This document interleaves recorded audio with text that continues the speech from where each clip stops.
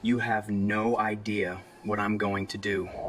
She was humiliated by her ex at the club. She thought it would be the worst moment of her life, but the most dangerous man in the room was watching and made a decision that would change everything. Welcome to my library. I'm Lena, and our story is just beginning.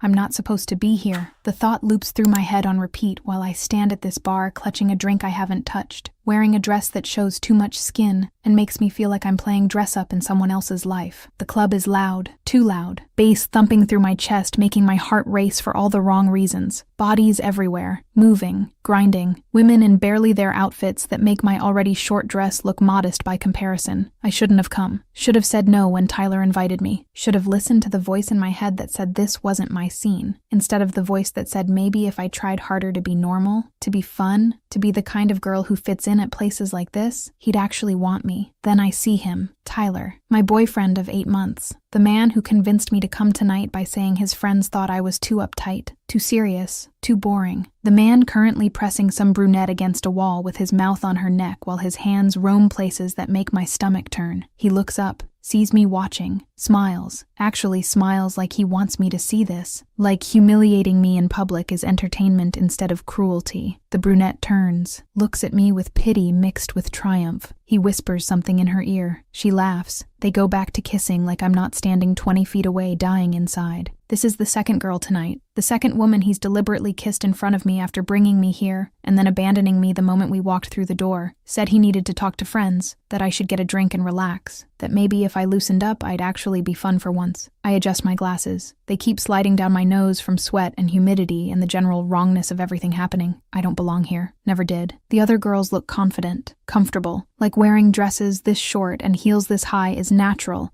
instead of a costume that doesn't fit. I'm pulling out my phone to call a car when I feel it, that awareness that makes your skin prickle, the sensation of being watched by someone whose attention carries weight. I look up slowly, scanning the club for the source, and my heart stops completely when I find it. Alexander Kane, my boss, the man I've worked for as executive assistant for 2 years, standing across the club in the VIP section looking directly at me with an expression I can't read from this distance but can feel in my bones. Oh God. Oh no. This cannot be happening. Alexander Kane cannot be seeing me like this, in this dress, in this club, looking pathetic and abandoned while my boyfriend makes out with random women to punish me for being boring. This is a nightmare. Has to be. I'm going to wake up in my sensible apartment wearing my sensible pajamas and realize this entire terrible night was stress-induced hallucination. Except he's moving now, walking toward me with that controlled grace that makes everyone in his path instinctively move aside. He's wearing dark slacks and a black shirt that probably costs more than my rent, hair perfectly styled even in a nightclub, face that belongs on magazine covers instead of running a business empire that definitely isn't entirely legal, even if I pretend not to notice the men in suits who visit his office and leave with briefcases I don't ask about. He stops in front of me, close enough that I can smell his cologne over the club's mixture of sweat and alcohol and desperation. His eyes do a quick assessment. Take in the dress, the glasses, the expression I'm trying very hard to school into something that doesn't scream I want to die right now. Charlotte. His voice cuts through the noise somehow, deep, controlled, carrying authority that makes my spine straighten automatically, even though we're not in the office where he pays me to follow his instructions. Mr. Kane. I'm clutching my drink so hard the glass might shatter. I didn't know you'd be here. Clearly. His gaze flicks to where Tyler is now dancing with the brunette. Back to me. Where are your friends? I came with someone, but he's busy. The understatement of the century. I was just about to leave, actually. Were you? Not a question. An observation delivered with skepticism that suggests he knows exactly what's happening and doesn't believe for a second that I'm fine. Now come with me. What? You're standing at a bar alone looking miserable while that idiot makes a spectacle of himself. Come with me. VIP section. Better drinks. Less crowded. He's already moving. Expects me to follow. Unless you'd prefer to stay here and watch that continue. He gestures toward Tyler, who's now kissing a different girl. Blonde this time. Making direct eye contact with me while he does it to make sure I see. To make sure I know this is punishment for not being whatever he decided I should be. I follow Alexander. The VIP section is different. Quieter somehow despite the music still pounding. private booths, security that keeps random people from wandering through. He guides me to a corner booth with his hand on my lower back. Light touch, professional. Except nothing about this feels professional when I'm hyper-aware of every point of contact through the thin fabric of this dress I hate. We sit. He signals someone. Drinks appear without him having to speak. Whiskey for him. Something fruity for me that I didn't order, but somehow he knows I'd prefer over the vodka soda I was nursing downstairs. How long have you been dating that waste of oxygen? The blunt question makes me blink. 8 months. And he treats you like that regularly, or is tonight special? Mr. Kane, Alexander, we're not in the office. Use my name. He's watching me with focus that makes breathing difficult. Answer the question, Charlotte. He's usually better. Tonight he's upset because his friends said I'm boring, that I don't know how to have fun. He wanted to prove I could be normal. The words taste bitter, and clearly I'm failing the test. The test was rigged. You were never going to pass because the objective was to make you feel inadequate. He takes a sip of whiskey, never breaks eye contact. He brought you here to humiliate you, make you feel small. That's not about you failing. That's about him being a sadistic child. The casual way he dismantles Tyler's entire strategy makes my throat tight. You don't know that. I know men. I know manipulation. I know exactly what he's doing because I've seen it 1,000 times. He leans forward slightly. You don't belong with someone who makes you feel like you need to change everything about yourself to deserve basic respect. You don't know me well enough to make that assessment. I've worked with you for 2 years. I know you're smart, efficient, detail-oriented to the point of obsession. I know you bring coffee to everyone in the office every morning because you notice people are nicer when caffeinated. I know you stay late without being asked because you care about doing things right. His expression doesn't change, but something in his voice does. Gets softer. I know you well enough to know you deserve better than being someone's punching bag for entertainment. The accuracy of his observations makes me feel stripped bare. I didn't know you paid that much attention. I pay attention to everything. He says it like stating fact, especially when it matters. The implication that I matter sits heavy between us, makes the air feel charged in ways that have nothing to do with the club's atmosphere. I'm suddenly very aware that I'm sitting in a private booth with my boss, that he's looking at me differently than he ever has in the office.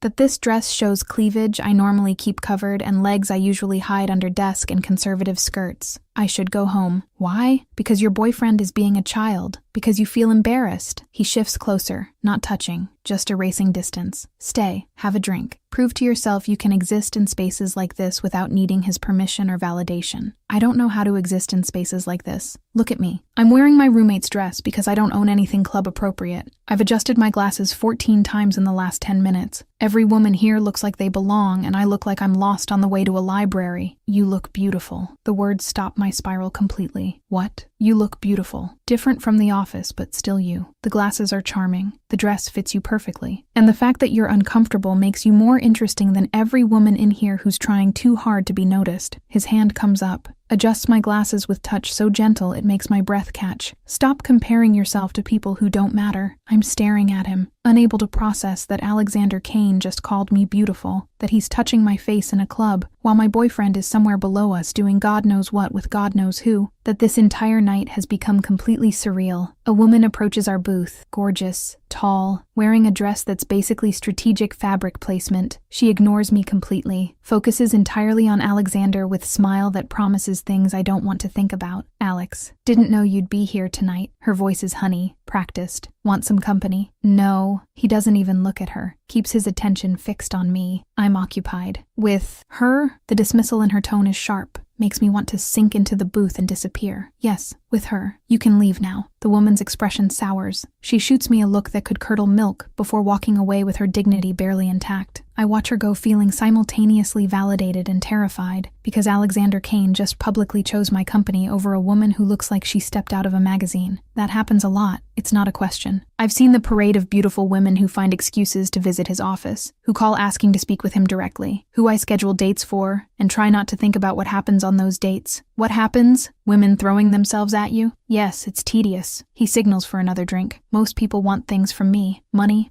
status, association. Very few actually see me as a person instead of a resource to access. And you think I'm different? I know you're different. You're the only person in my life who argues with me about calendar organization and tells me my meeting priorities are inefficient. His smile is slight, genuine. You're the only person who treats me like I'm a regular human, who can be wrong instead of some untouchable figure who should be worshipped. You pay me to organize your calendar. Arguing is part of the job description. You could do it without the personality. Most assistants do. You don't. You make it interesting. He's still looking at me with that focused intensity. I like interesting. The conversation feels dangerous, charged with undercurrents I don't know how to navigate. He's my boss. This is inappropriate. We're in a club where he just defended me against my boyfriend's cruelty, and I'm wearing a dress that shows too much and drinking something that's making my inhibitions fuzzy. I should really go home. Why? Give me one good reason that isn't based on fear. Because this is weird. You're my boss. We shouldn't be sitting here having drinks while you compliment my glasses and call me beautiful. We're two adults having a conversation in a social setting. Nothing weird about that. His hand finds mine on the table, covers it completely. Unless you're afraid of something specific. I'm afraid of a lot of things right now. Name one. That I like this too much. That sitting here with you feels better than 8 months with Tyler ever did. That I'm going to do something stupid because you're looking at me like I matter, and I haven't felt like I matter to anyone in so long. The honesty spills out before I can stop it. Blame the alcohol. Blame the emotional exhaustion. Blame Alexander Kane for making me feel seen when I've spent months being invisible. His thumb traces patterns on my palm. Small circles that shouldn't be as distracting as they are. You matter, Charlotte. You've always mattered. I've just been exceptionally bad at showing it in ways that weren't professional boundaries. Why? Because you work for me. Because crossing lines with employees is problematic.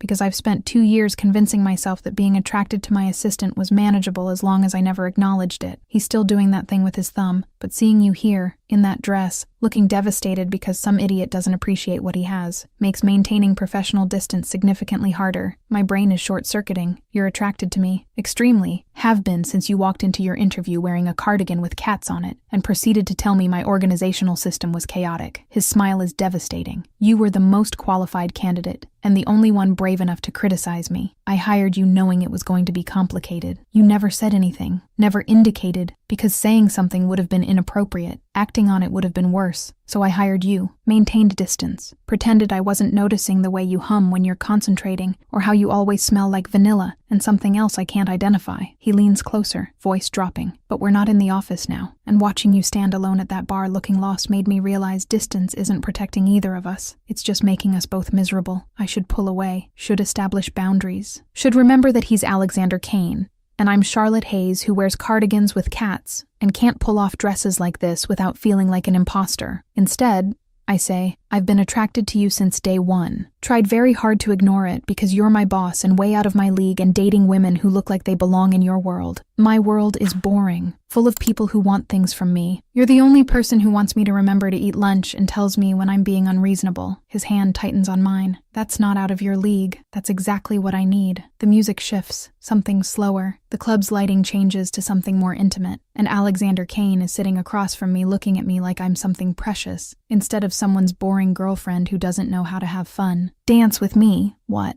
Dance with me. Here. Now. Show that idiot downstairs what he's missing by being too stupid to appreciate you. He stands, offers his hand. Unless you'd rather watch him kiss woman number 3. I take his hand. Chapter 2. He decides to sit dance. She was alone at the club bar, hurting, while her boyfriend kissed the second woman of the night right in front of her just to provoke her. When she thought everything was completely lost, her boss suddenly showed up, pulled her into the VIP area, and rubbed it in the now ex's face. That revenge was served on a full plate. Did you like it? Kiss woman number 3. I take his hand. Chapter 2. He decides to sit dancing with Alexander. Kane feels like stepping into a different reality. He leads me onto a private section of the dance floor that apparently exists for VIP guests who don't want to mix with the masses below. His hand settles on my waist with confidence that makes my breath catch. The other hand takes mine, holds it against his chest, where I can feel his heartbeat steady and controlled while mine is doing acrobatics. I don't really know how to dance. The confession comes out nervous. Not like this. Not to club music. Then it's fortunate I do. He pulls me closer. Not inappropriately close. Just close enough that I can feel the heat of him. Follow my lead. Stop thinking. Just move. The music is slower up here. Still club tempo, but something you can actually move to without looking like you're having a seizure. He guides me through movements that feel natural despite my complete lack of coordination. His hand on my waist is firm, possessive in ways that shouldn't make me feel safe but somehow do. You're tense. I'm dancing with my boss in a club while wearing a dress I borrowed and trying not to think about the fact that my boyfriend is somewhere below us making out with random women to punish me for existing. I'm rambling.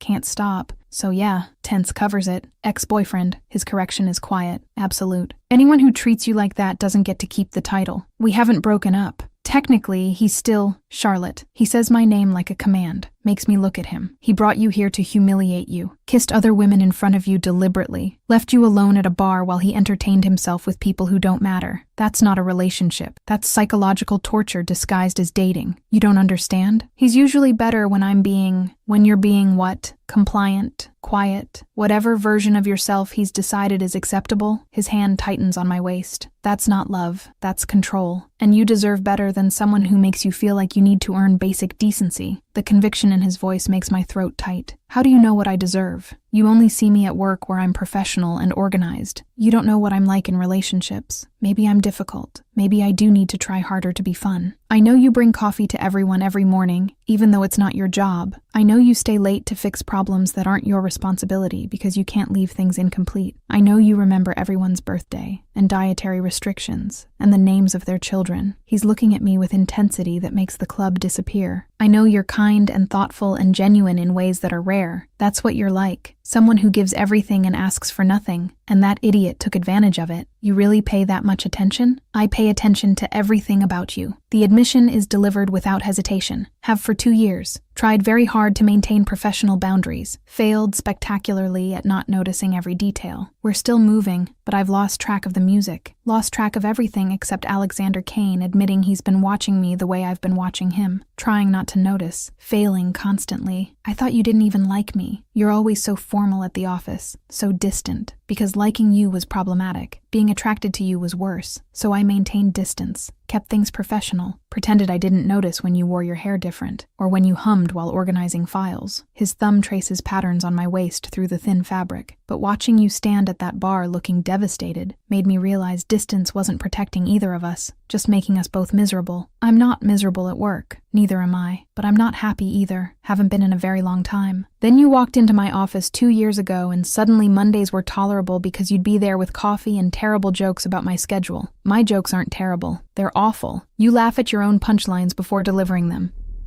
It's charming in a completely inappropriate way that I shouldn't find endearing but absolutely do. His smile is slight. Genuine. See? This is the problem.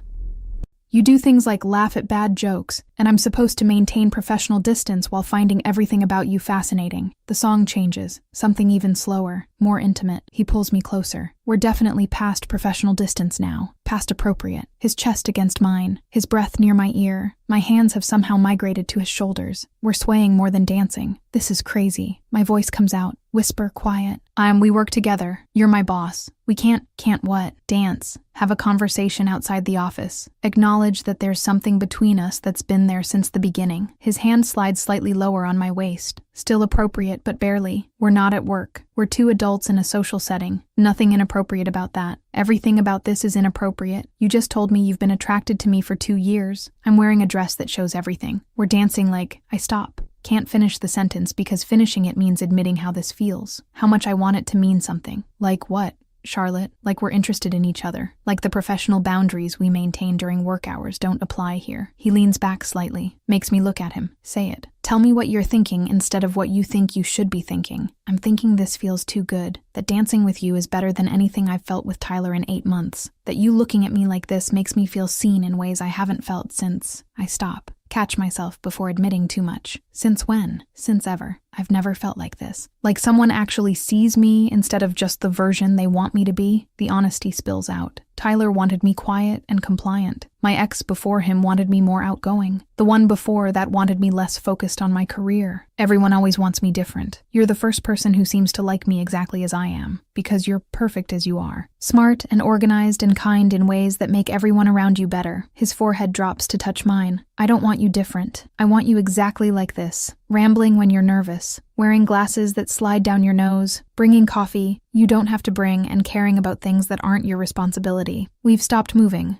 just standing on the dance floor with the music playing around us and his forehead against mine and my heart doing things that feel dangerous. Mr. Kane, Alexander, we're not at work. Use my name. Alexander, it feels foreign on my tongue, intimate in ways that make my stomach flip. What are we doing? Dancing, talking, acknowledging something that's been obvious for 2 years. His hands frame my face, thumbs brushing my cheekbones. Unless you want me to stop, say the word and I'll step back. Maintain distance. Pretend this didn't happen. I don't want you to stop. The admission comes out before I can think better of it. I just don't understand why now. Why tonight? What changed? Seeing you hurt changed it. Watching someone treat you like you're disposable when you're anything but made me realize that maintaining professional distance was protecting nothing except my own cowardice. He's so close I can see gold flecks in his dark eyes. I've wanted you for 2 years, Charlotte. Tonight I stopped pretending I didn't. His mouth is inches from mine. I should step back. Should remember that he's Alexander Kane, and I'm Charlotte Hayes, who wears cardigans with cats and can't pull off dresses like this without feeling like an imposter. Should definitely not be considering kissing my boss in the middle of a nightclub. His phone buzzes, breaks the moment. He pulls back slightly, checks it with expression that shifts from soft to something harder, dangerous. What's wrong? Your boyfriend is asking security where you are. Apparently he's noticed you're not where he left you. Alexander's jaw tightens. He's coming up here. Panic floods through me. He can't see me with you. He'll think exactly what's happening. That someone who actually values you is treating you the way you deserve.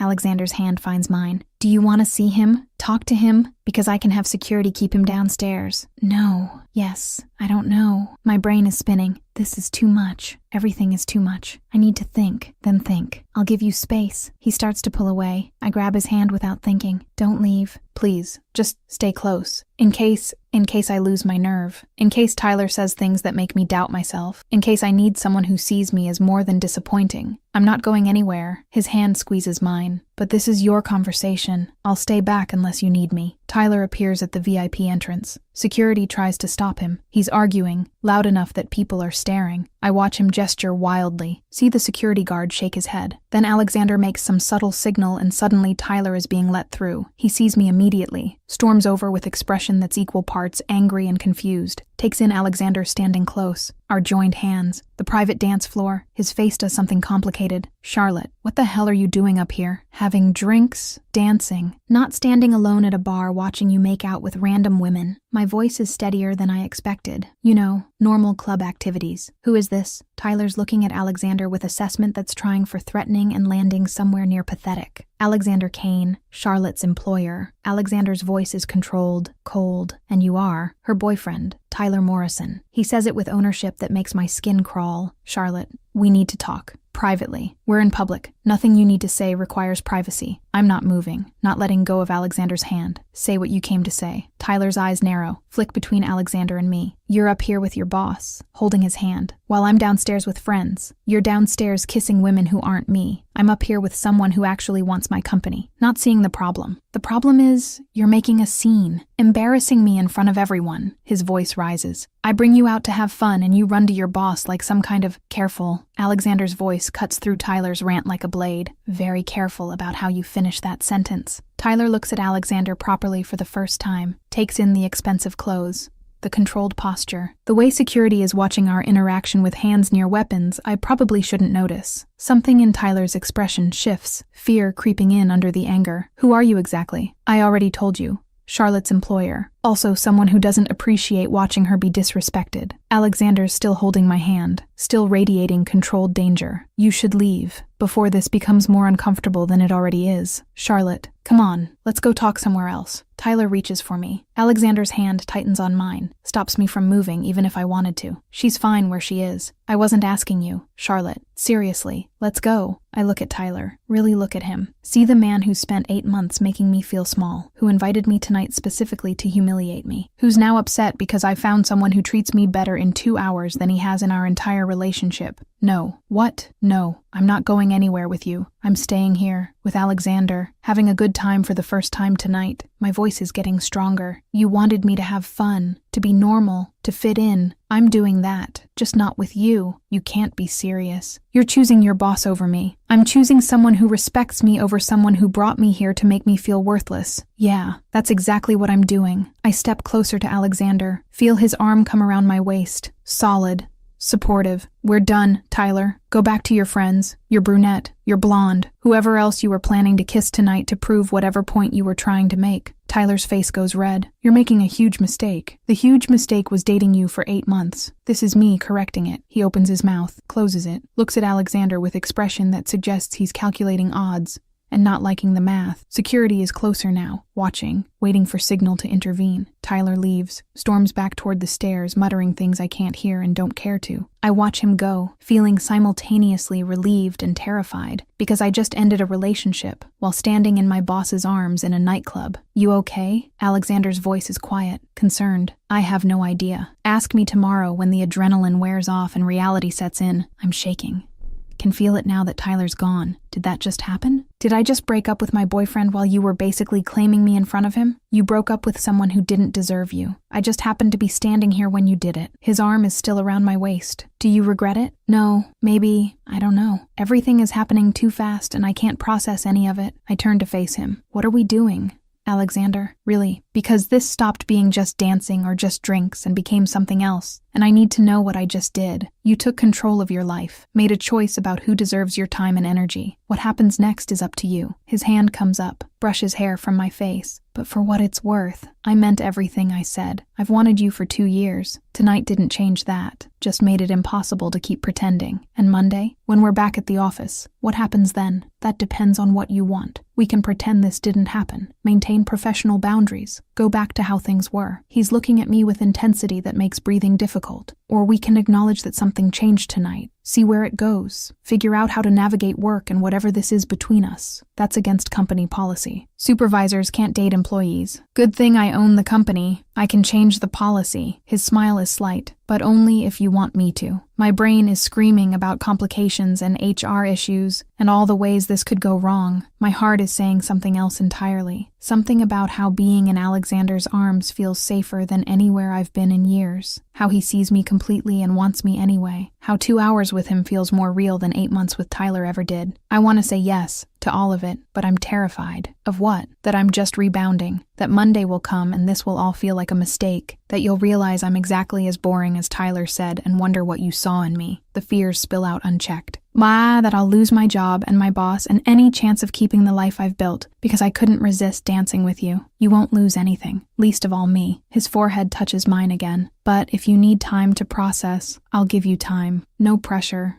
No expectations. Just know that what I feel isn't going away. Not tonight. Not Monday. Not ever. How can you be so sure? Because I've spent 2 years trying to talk myself out of wanting you. Failed every single day. Tonight just made me stop trying. He kisses my forehead. Gentle. Reverent. Take whatever time you need. I'll be here when you're ready. The music shifts again. Something upbeat. The club is getting more crowded, even in VIP. Alexander guides me back to our booth. Orders more drinks I don't remember asking for, but arrive perfectly timed. We sit, talk about nothing and everything. And somewhere between the 3rd drink and the 4th, I realize I'm laughing. Actually laughing. Relaxed in ways I haven't been in months. There it is. Alexander's watching me with satisfaction. There what is. You, the real you. Not the version trying to be what someone else wants. Just Charlotte being herself. He's smiling. This is who I've been wanting to see outside the office. This is drunk Charlotte. She's significantly less impressive than sober professional Charlotte. This is honest Charlotte. She's significantly more interesting than the careful version you show the world. He leans back, studies me. I like honest Charlotte, want to see more of her. Honest Charlotte is a disaster. She talks too much, laughs at her own jokes, trips over nothing and adjusts her glasses every 30 seconds. Honest Charlotte is charming. She's real and vulnerable and everything I've been wanting without knowing I wanted it. His hand finds mine again. Stop running from who you are. You're perfect like this. I'm saved from having to respond by my phone buzzing. Text from Tyler. Multiple texts, actually. I scroll through them with growing disbelief. You're making a scene. Everyone is talking about you. This is embarrassing. Call me. We need to fix this. I'm sorry, okay? Come back down. I'll stop messing around. Charlotte, seriously. You're being dramatic. I show Alexander. Watch his expression darken with each message. He wants you back. He wants to not look bad. Different thing. I'm typing response before I can overthink it. We're done. Lose my number. Don't contact me again. Block him before he can respond. That felt good. Closure usually does. Alexander is still looking at the phone. He's going to try other methods. They always do. Let him try. I'm done done being treated like I'm lucky someone tolerates me. I set my phone down. Look at Alexander directly. I want to try this. Whatever this is. I'm terrified and it's probably a terrible idea, but I want to try. His smile is devastating. Then we'll try. Figure it out as we go. Deal with Monday when Monday comes. What if it doesn't work? What if we're terrible together outside of work? Then we deal with that too, like adults. He stands, offers his hand. But first, dance with me again. Properly this time, without your ex lurking. I take his hand, let him pull me back to the dance floor. And this time when he holds me close, I don't think about appropriateness or boundaries or company policy. Just feel the safety of his arms and the certainty in his voice and the possibility that maybe, finally, I found someone who sees me completely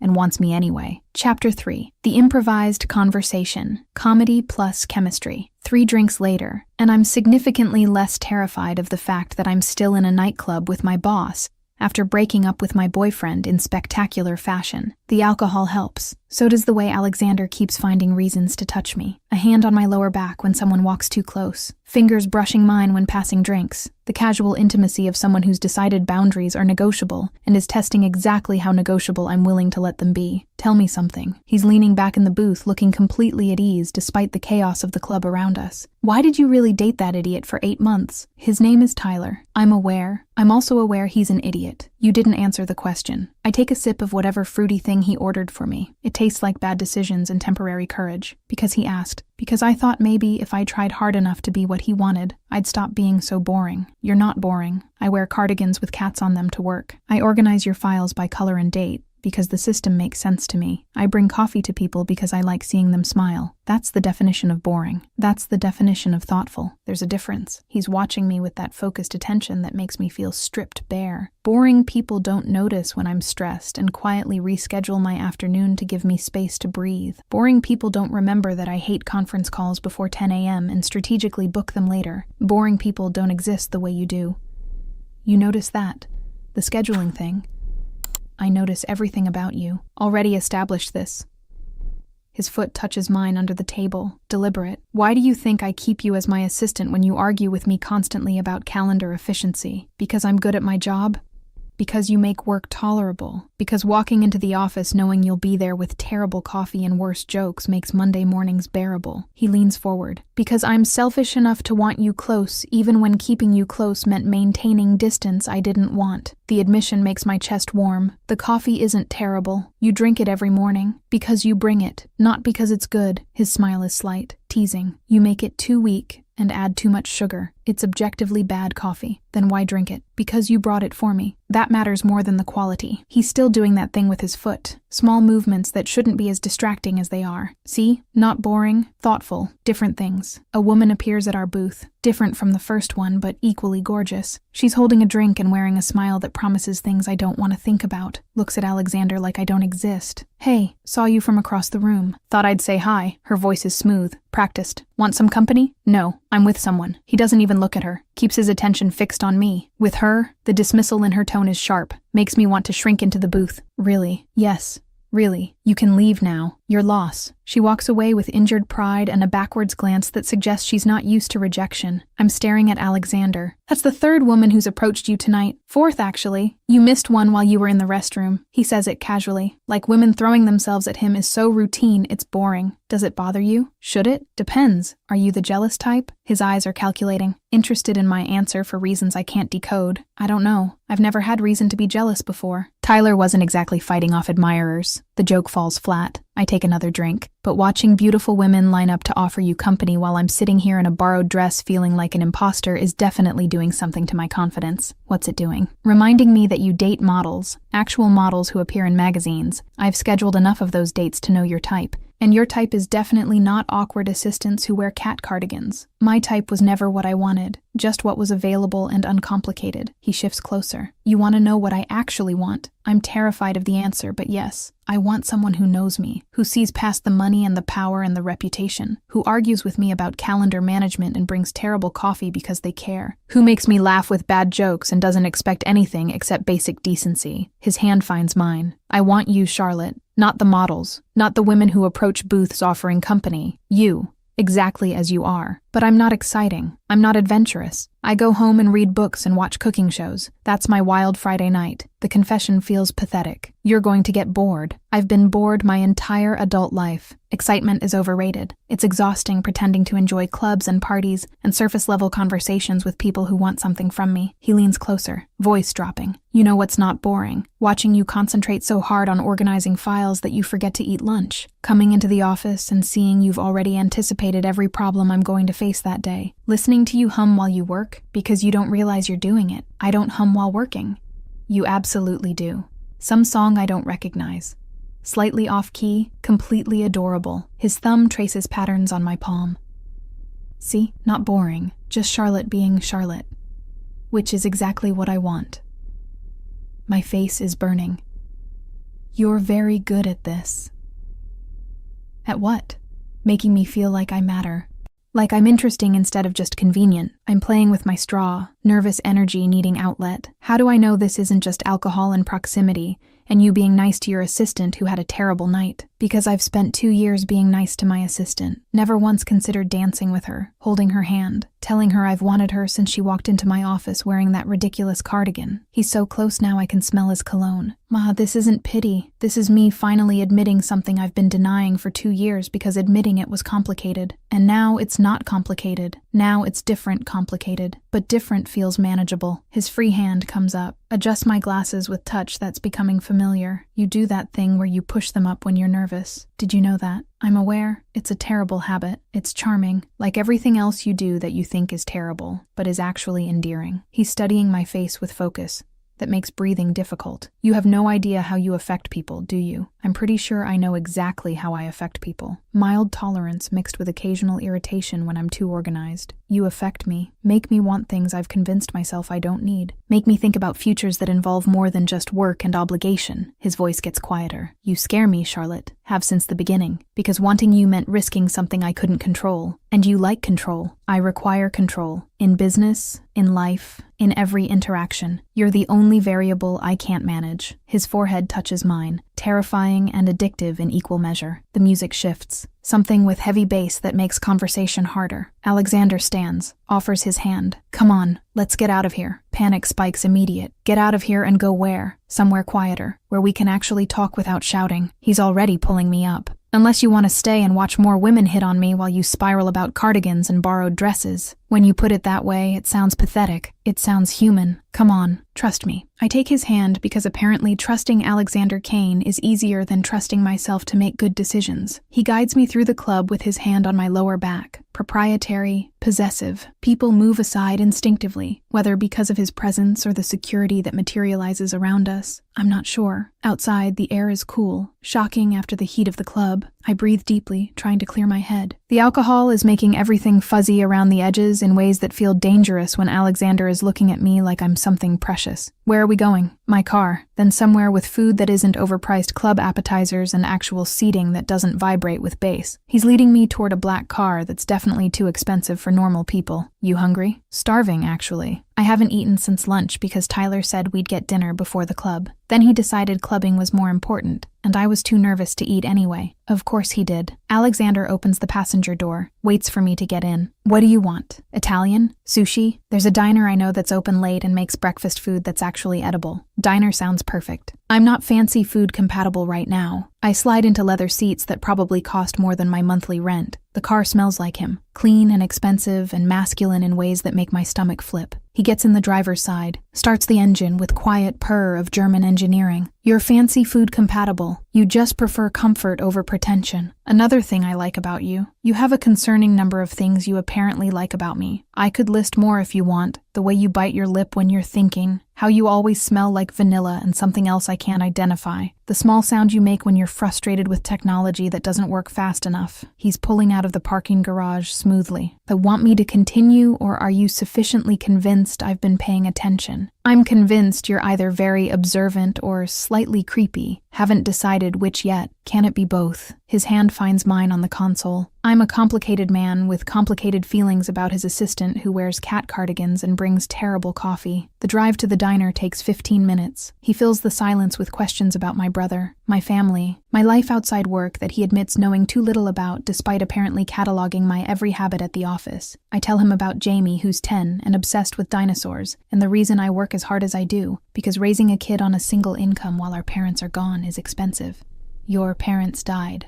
He says it gently. Statement. Not question. Car accident 3 years ago. I was 23. Jamie was 7.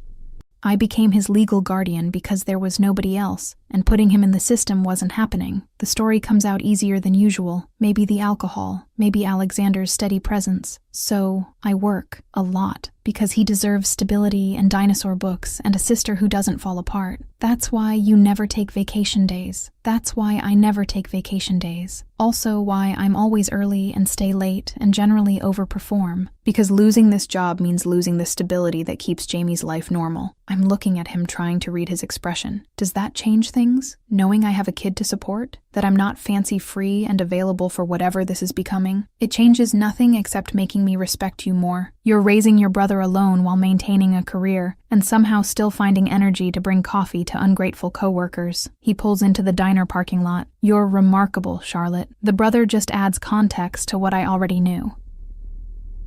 The diner is exactly what I needed. Bright lights, vinyl booths, laminated menus with too many options.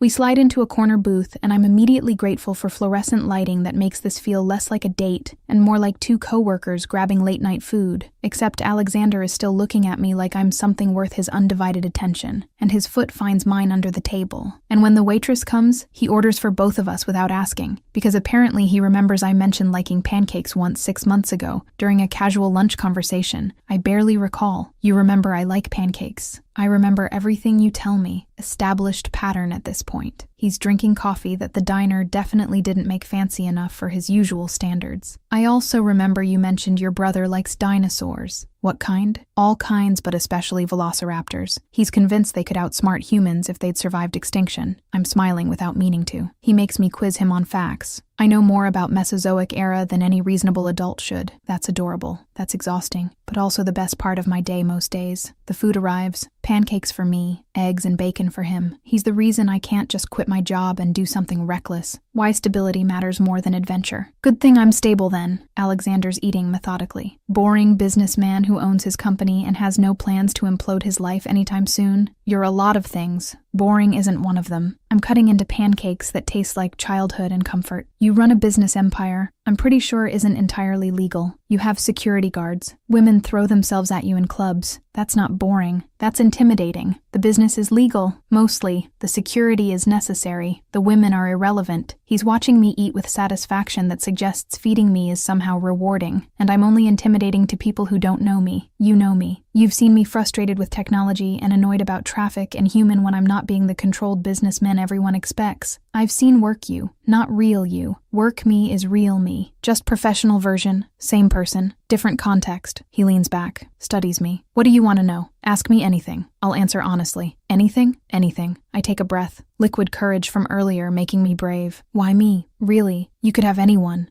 Models, actresses, women who fit your world. Why your assistant who wears cat cardigans and can barely function in heels? Because fitting my world is exhausting. Because models and actresses want Alexander Kane the businessman. The money, the status, the access. His expression softens. You want me to remember to eat lunch. You argue about calendar efficiency. You see me as a person instead of a resource. That's worth more than fitting some world I'm tired of performing in. That's very romantic for someone who claims to be emotionally unavailable. I never claimed emotional unavailability. I claimed careful distance from people who want things I can't give. You don't want anything except honesty and basic respect. That I can give, that I want to give. He reaches across the table, takes my hand. I'm all in on this, Charlotte. On you. On figuring out how to make this work despite complications. Question is whether you're willing to try. I'm terrified. Good. Terror means you're paying attention. Means this matters enough to scare you. His thumb does that thing again, tracing patterns that make thinking difficult. But are you willing to try this? See where it goes? I look at him. Really look. See the man who noticed I bring coffee and hum while working and push my glasses up when nervous, who defended me against Tyler without hesitation, who spent 2 years maintaining distance because wanting me felt complicated. Yes, I'm willing. Even though it's probably a terrible idea, and Monday is going to be awkward, and I have no idea how to date my boss without imploding my entire life. His smile is devastating. Then we'll figure it out. Together, like adults who communicate instead of just pretending complications don't exist. We finish eating. He pays despite my protests. Drives me home because letting me take a car alone at 2 a.m. is apparently not happening. Walks me to my door like this is a normal date instead of the most surreal night of my life. Thank you for tonight, for everything, for making the worst night turn into something good. Thank you for trusting me, for saying yes, for being brave enough to try. He's close now, close enough to kiss, but he doesn't. Just brushes hair from my face with gentle touch. See you Monday, Charlotte. Monday. Right, when we have to pretend to be professional. When we have to be professional while knowing what we are outside the office. Different thing. He kisses my forehead. Sleep well. Text me when you're inside safe. I watch him walk back to his car. Wait until he drives away before going inside. My apartment is quiet, dark. Jamie is at a sleepover, which means I'm alone with thoughts that are spinning too fast to process. My phone buzzes. Text from Alexander. Made it home. Thank you for tonight, for being exactly who you are. Sleep well. I'm smiling when I respond. Thank you for seeing me, for making me feel like I matter. See you Monday. See. His response is immediate. You've always mattered. I just finally told you. Sweet dreams, Charlotte. I fall asleep still wearing the borrowed dress, still smelling like his cologne from dancing too close, still feeling like maybe, finally, I found someone who sees me completely and wants me anyway, even if that someone is my boss, and this is probably going to implode spectacularly. Chapter 4. The World in Contrast. Text OP, the fourth beautiful woman rejected in the same night. He didn't even blink. He only wanted the secretary in glasses and a cat cardigan. He took her to a classy Italian restaurant and ordered influent Italian. Yeah. Sometimes you find the right person in the wrong place at the worst moment of your life. Adro. Chapter 4. The World in Contrast. Monday morning arrives with the subtlety of a freight train. I'm standing outside Alexander's office building at 8:45, clutching coffee I made at home because showing up empty-handed after Friday night feels wrong. My hands are shaking, not from cold, from the reality that I'm about to walk into work and face my boss who I danced with, held hands with, told I'd try dating despite every logical reason this is a terrible idea. The security guard who usually just nods at me does a double take when I walk through the lobby. Morning, Miss Hayes. You look different today. Different how? Panic spikes. Can he tell? Is it written all over my face that I spent Friday night in Alexander Kane's arms? Happy. You look happy. It's nice. He smiles. Goes back to his monitors. I take the elevator to the executive floor, trying to breathe normally. The doors open. I step into the reception area. 3 people are already waiting. 2 men in expensive suits. 1 woman who looks like she walked off a runway. All of them turn when I enter. The woman's eyes narrow. You're Alexander's assistant? Executive assistant? Yes. Do you have an appointment? I'm checking my tablet even though I know his schedule by heart. She's not on it. I'm Vanessa. I don't need an appointment. She says it with entitlement that makes my spine straighten. Is he in? Mr. Kane isn't available for walk-ins. If you'd like to schedule a meeting, I can find time later this week. Professional, distant. Exactly how I've handled beautiful women showing up uninvited for 2 years. Just tell him I'm here. He'll make time. She's pulling out her phone. We have plans. Plans he didn't mention. Plans that aren't on his calendar. Plans that make my stomach drop, because maybe Friday night was just alcohol and proximity.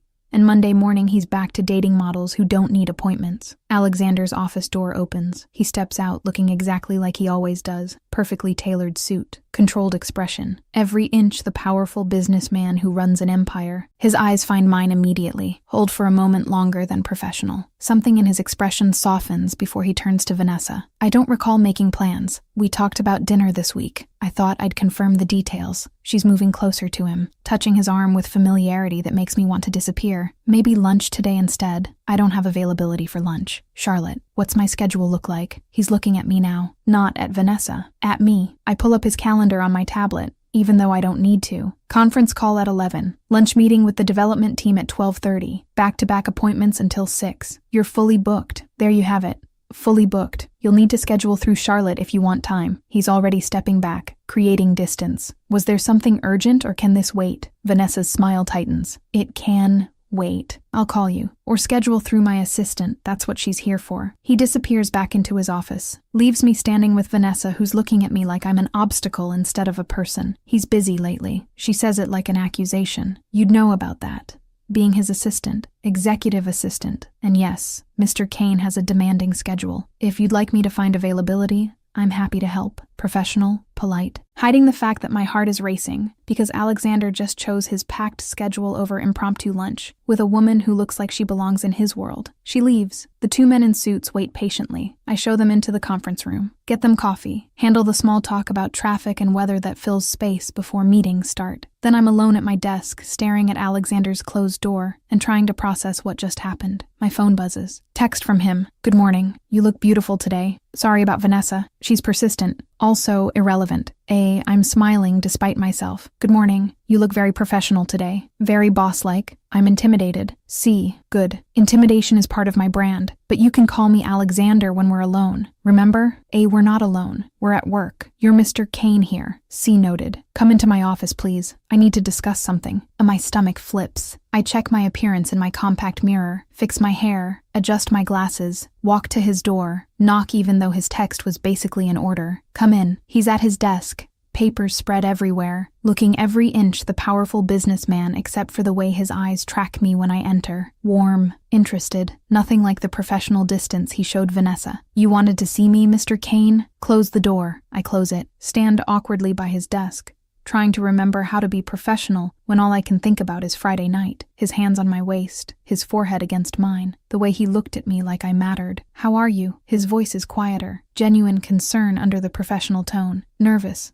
Confused, trying to figure out how to be your assistant when I'm also apparently trying to date you. The honesty spills out. That woman, Vanessa, she's beautiful. She clearly has history with you. And I'm standing here in a cardigan wondering what I'm doing. You're doing your job, being my assistant, who I also happen to be interested in outside of work. He stands, comes around the desk. Vanessa is someone I dated briefly 6 months ago. She wants more.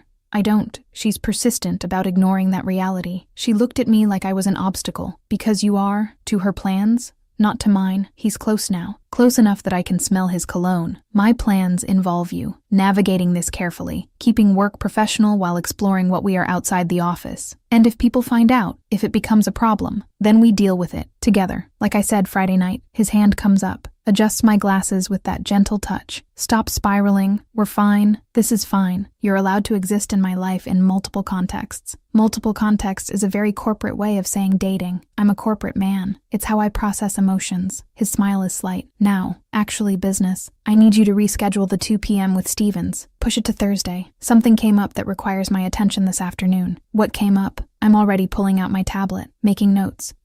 I'm taking you to lunch.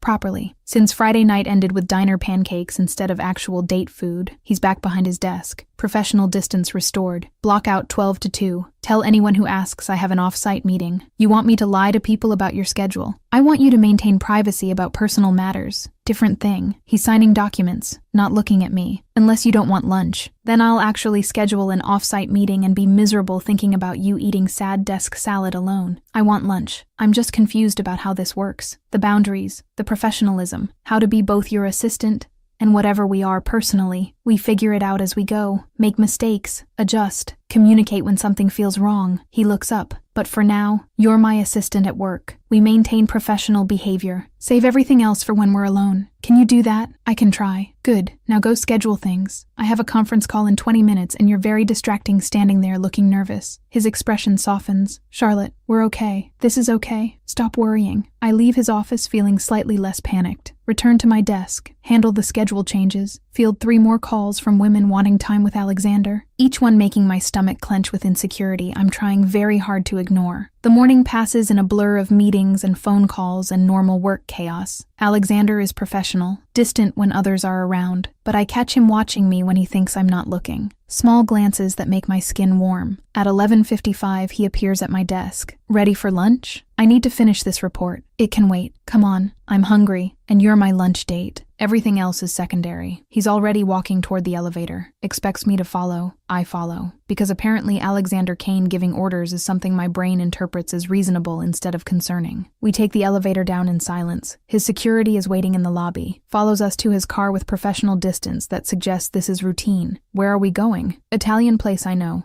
Quiet, private, good food. He's driving with the same controlled competence he applies to everything. You like Italian? I like food that isn't sad desk salad. So yes, Italian sounds perfect. The restaurant is tucked away in a part of downtown I've never explored. Small, intimate. The kind of place that doesn't advertise because the people who know about it don't need advertising. We're seated immediately in a corner booth that provides privacy from the handful of other diners. You come here often. I'm looking at the menu. Everything is in Italian. I recognize maybe 3 words, often enough that they know what I like. Order for you. He's already signaling the waiter. Sure, just nothing too adventurous. My palate is boring. Your palate is practical. We've established you prefer comfort over pretension. He orders in Italian. The waiter nods, disappears. I got you something mild. If you hate it, we'll order something else. You speak Italian. My mother was Italian. Insisted I learn properly. It's useful for business and occasionally impressing dates. His smile is slight. You're impressed. Right? I'm intimidated. There's a difference. You're always intimidated. It's charming. He's watching me with that focused attention. How's Jamie? You mentioned he had a sleepover Friday. The question catches me off guard. He's good. Obsessed with a new dinosaur documentary. Keeps trying to explain plate tectonics to me like I'm the 10-year-old. I'm smiling without meaning to. He wants to be a paleontologist. I'm trying to be supportive while secretly hoping he picks something more financially stable. Let him dream. Financial stability is overrated if you hate what you're doing. He leans back. What did you want to be before life happened and you became a guardian? A writer. Terrible romance novels with improbable plots and characters who make bad decisions. The admission feels vulnerable. I still write sometimes. Late at night when Jamie's asleep and the house is quiet. Nothing published. Just stories I tell myself. That's not terrible. That's creative. You should let me read something sometime. Absolutely not. They're embarrassing. I doubt that. But I'll respect the boundary. The food arrives. Pasta that smells incredible. He watches me take the first bite. Verdict. It's amazing. How did you know I'd like this? Because I pay attention. You mentioned liking comfort food. This is Italian comfort. Not adventurous. Just good. He's eating methodically. See? Not everything about dating me is intimidating. Dating you is very intimidating. You speak Italian. You own companies. Women who look like models show up at your office expecting access. I'm eating pasta and trying not to think about Vanessa's expression. I'm completely out of my depth. You're exactly where you should be, having lunch with someone who likes you. Nothing complicated about that. He reaches across the table, takes my hand. Stop comparing yourself to people who don't matter. Vanessa doesn't matter. The models don't matter. You're the one I'm having lunch with. You're the one I want here. But why? Really? I keep asking because I can't understand what you see that makes me worth all this trouble. You make me laugh. You challenge me. You see me as a person instead of a resource. His thumb traces familiar patterns on my palm. You bring terrible coffee because you care. You hum while working. You wear cardigans with cats and somehow make them endearing instead of ridiculous. You're raising your brother alone while maintaining a career and still finding energy to worry about everyone else. You're remarkable, Charlotte. The fact that you don't see it makes you more remarkable. My throat is tight. You're very good at this. The compliments, making me feel valued. I'm not being good at anything. I'm being honest. There's a difference. He's still holding my hand. Now eat. We have an hour, and I want to know more about these terrible romance novels you write. We spend lunch talking about everything and nothing. He asks about my writing, my childhood. The moment I decided raising Jamie was worth giving up whatever life I'd planned. I ask about his family, his business, how he built an empire before 35. The conversation flows easy, despite the underlying tension of knowing we're on a date while technically being boss and employee. When we get back to the office, there are more people waiting. More calls, more beautiful women asking for Alexander's time. Each one makes my stomach clench despite his reassurances, despite knowing he chose lunch with me over everyone else. At 6 p.m., he appears at my desk. You still here? Finishing reports. I'll leave soon. Leave now. I'll drive you home. You don't have to. I want to. Come on, pack up. Let me take care of you for 5 minutes without you arguing. He's already shutting down my computer. Besides, I want to see where you live. Meet the famous dinosaur enthusiast. Jamie's at aftercare until 6:30. You'd be meeting my empty apartment. Even better. Then I can see your space without a 10-year-old judging whether I'm good enough for his sister. His smile is devastating. Unless you don't want me to see where you live. I want you to. I'm just warning you it's small and probably messy because I left in a hurry this morning and forgot to clean up breakfast dishes. I'm gathering my things, following him to the elevator. You're going to judge my terrible coffee maker. I've been drinking terrible coffee from that maker for 2 years. I'm aware of its limitations. The drive to my apartment is quiet, comfortable. He asks about my day. I ask about his meetings. We fall into rhythm that feels natural despite how strange this is. My boss, driving me home, about to see where I live. My apartment is exactly what I feared. Small, cluttered with Jamie's dinosaur books and school projects. The breakfast dishes still in the sink. Evidence of a life too busy for Pinterest-perfect organization. I know it's not much, It's you. I like it. He's looking around with genuine interest, takes in the photos on the walls, the books stacked everywhere, the Velociraptor poster above the couch. Your brother has good taste in dinosaurs. He has opinions about dinosaurs. Whether they're good is debatable. I'm cleaning up the breakfast dishes, nervous energy needing outlet. Do you want coffee? I know it's terrible, but I want you to stop apologizing for existing in your own space. He's behind me suddenly, hands on my shoulders. Your apartment is fine. Your coffee is terrible, but I'll drink it anyway. Your life is exactly what it should be given your circumstances. Stop comparing yourself to some standard that doesn't apply. I turn to face him. You make it sound simple. Because it is simple. I like you. You like me. Everything else is just logistics we navigate together. His hands frame my face. Now, make me terrible coffee and tell me about the romance novels you write while I pretend not to be charmed by your dinosaur decor. It's Jamie's dinosaur decor. I prefer subtle literary references. You have a throw pillow that says, I like big books, and I cannot lie. That's not subtle. That's aggressively nerdy. His smile is soft. I love it. Very you. We spend an hour drinking bad coffee and talking about terrible romance novels and Jamie's dinosaur obsession. Alexander fits into my small, cluttered space like he belongs there, makes my life feel less chaotic just by being present. When Jamie gets home, Alexander is perfect, asks about dinosaurs, listens to enthusiastic explanations about the Cretaceous period, treats my brother like his opinions matter instead of just humoring a kid. I watch them talk and feel something dangerous unfurling in my chest, something that looks like hope. Like maybe this could work. Maybe Alexander Kane and Charlotte Hayes are possible, despite all the reasons they shouldn't be. Later, after Jamie's in bed and Alexander's leaving, he kisses me goodnight at my door, gentle, controlled. Nothing like Friday night, but somehow more significant. See you tomorrow, Charlotte. See you tomorrow, Mr. Kane. Alexander. When we're alone. He kisses me again.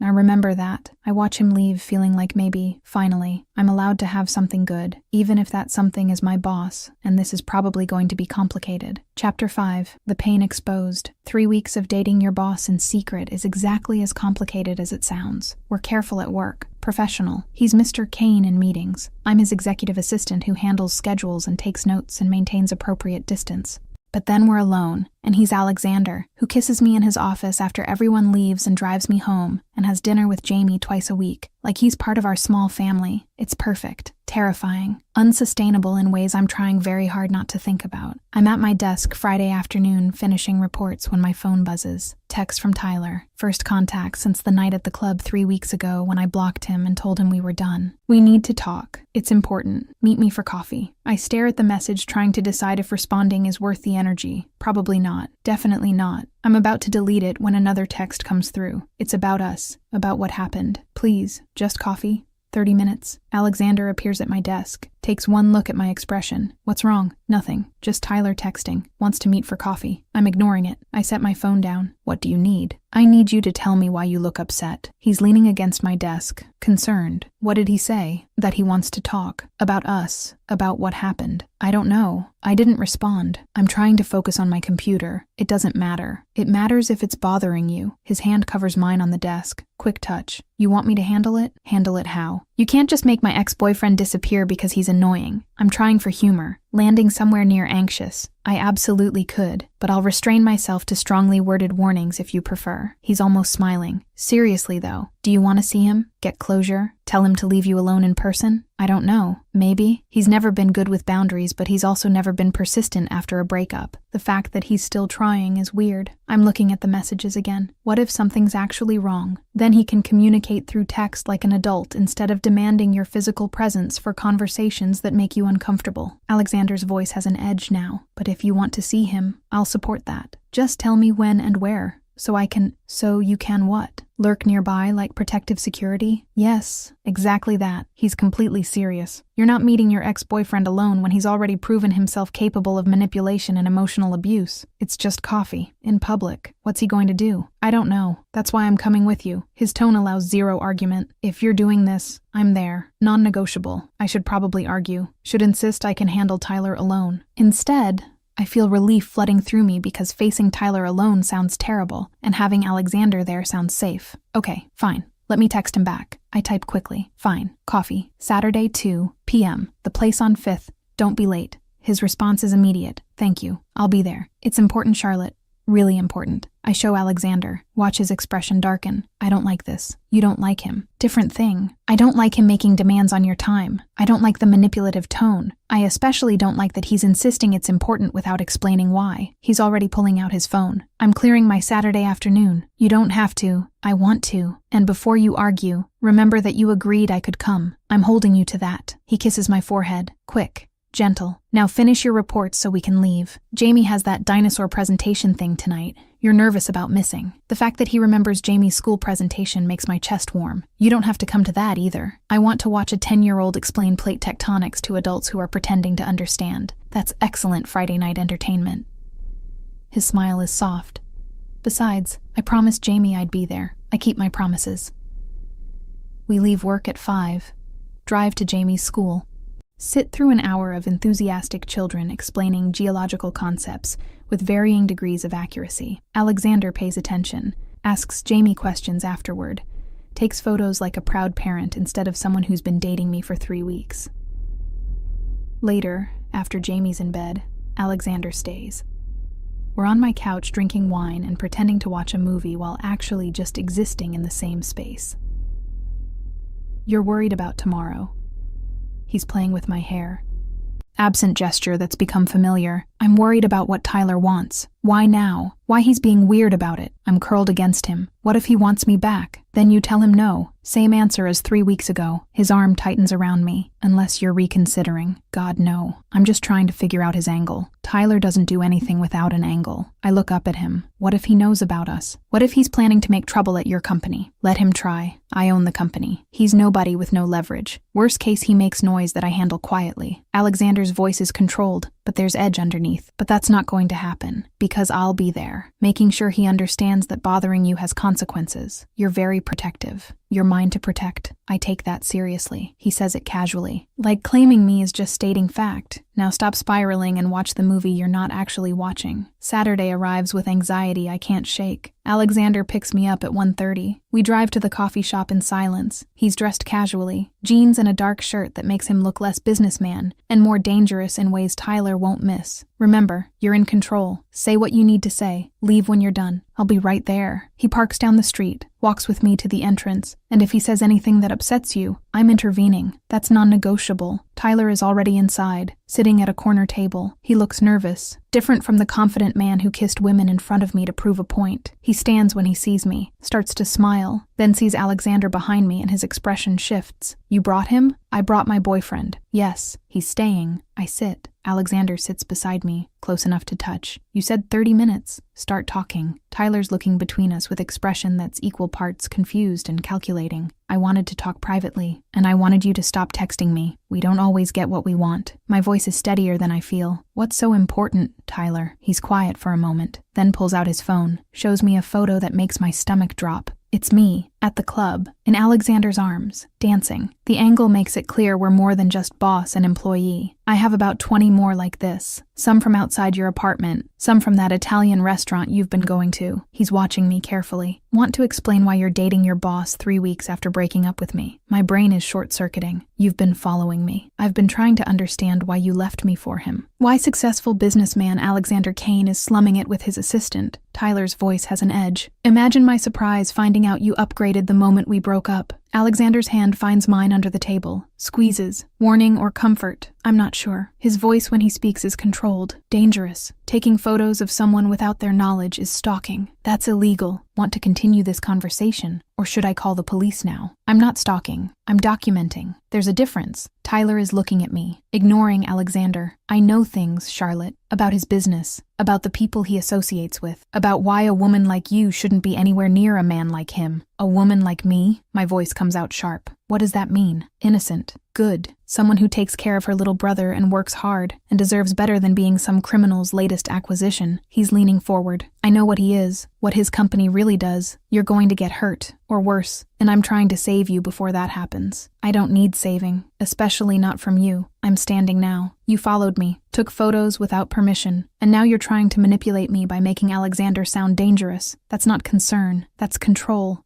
disguised as care. He is dangerous. Do you know what he does? Who works for him? The kind of people who show up at his office? Tyler stands too. You're in over your head. Dating your boss is bad enough. Dating someone involved in organized crime is suicide. Alexander's still sitting, completely calm, but there's something lethal in his posture. Ma'am, you're making accusations you can't prove about businesses you don't understand. I'd be careful about continuing that pattern. I can prove it. I have connections. People who know things. People who would be very interested in your relationship with your assistant. Tyler's looking at me again. Come on, Charlotte. Be smart. This isn't you. Dating someone like him, you're better than this. Better than being with someone who respects me, who treats me like I matter, who doesn't kiss other women to punish me for being boring. My hands are shaking. You don't get to decide what's better for me. Not anymore. I'm trying to help you. He's using you. Can't you see that? Tyler's voice rises. People are staring. He probably saw an easy target. Someone desperate after a breakup. Someone who would be grateful for attention from someone powerful. Alexander moves then, stands with controlled grace that's somehow more threatening than any aggressive gesture. We're done here. Charlotte, let's go. No, I want to say this. I'm looking at Tyler. You spent 8 months making me feel inadequate, making me believe I needed to change everything about myself to deserve basic decency. Then you brought me to a club specifically to humiliate me, to make me feel small. Alexander saw that, defended me, made me feel valued for the first time in our entire relationship. So yeah, I chose him, and I'd choose him again every single time. You're going to regret this. Tyler's expression is ugly now. When this falls apart, when you lose your job because you're sleeping with your boss, when his world catches up to you and Jamie gets caught in the crossfire, you'll regret not listening to me. The mention of Jamie makes Alexander's expression go cold. And you're going to stop talking now. You're going to delete every photo you took. You're going to leave Charlotte alone permanently. And you're going to pray I don't decide that stalking her requires more direct intervention than just words. Are you threatening me? I'm explaining consequences. Threats are what amateurs do. I deal in certainty. Alexander's voice is quiet, absolute. Touch her again. Contact her again.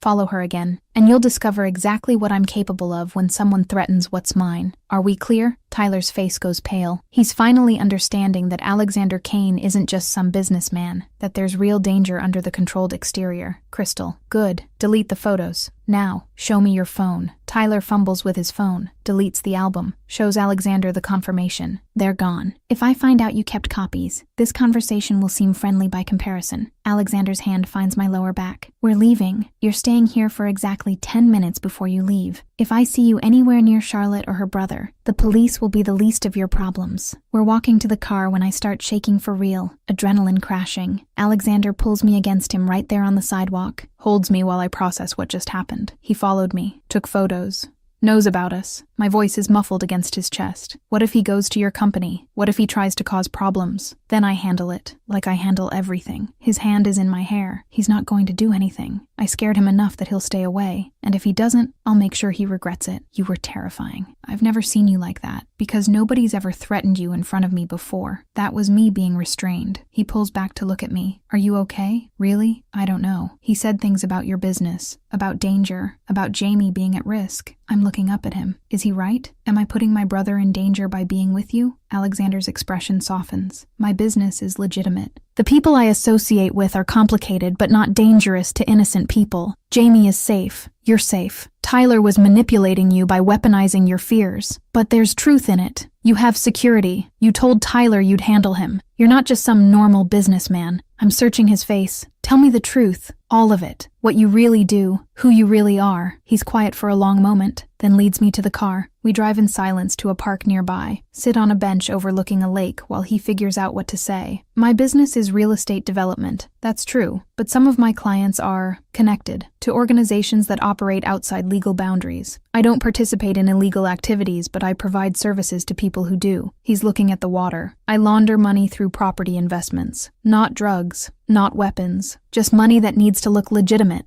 That's my role. So Tyler was right. You're involved in organized crime. I'm involved with people who are involved. There's a difference. I don't hurt anyone. Don't participate in violence. Just move money through real estate in ways that benefit everyone involved. He looks at me. I should have told you. Before this got serious. Before you met Jamie. I just didn't want to scare you away. Are you in danger? Is being with you putting me in danger? No, my role is too valuable for anyone to threaten, and you're protected by association with me. Nobody touches what's mine without consequences that aren't worth the risk. His hand finds mine. But I understand if this changes things. If you can't be with someone involved in this world even peripherally, I'm quiet, processing, trying to reconcile Alexander, who makes Jamie laugh, and remembers my coffee order with Alexander, who just threatened Tyler with certainty that sounded lethal. I don't know what to feel right now. That's fair. Take time. Think about it. Decide if this is something you can live with. He's not looking at me. But know that everything I've told you about how I feel is true. The business doesn't change that I love you. The words hit like physical impact. A what? I love you. Have for weeks. Didn't say it because timing was wrong and we were figuring things out, but it's true. He finally looks at me. I love you. I love Jamie. I love the life we're building even though it's complicated and probably doomed. And I'll understand if my business makes that impossible. You love me? Yes.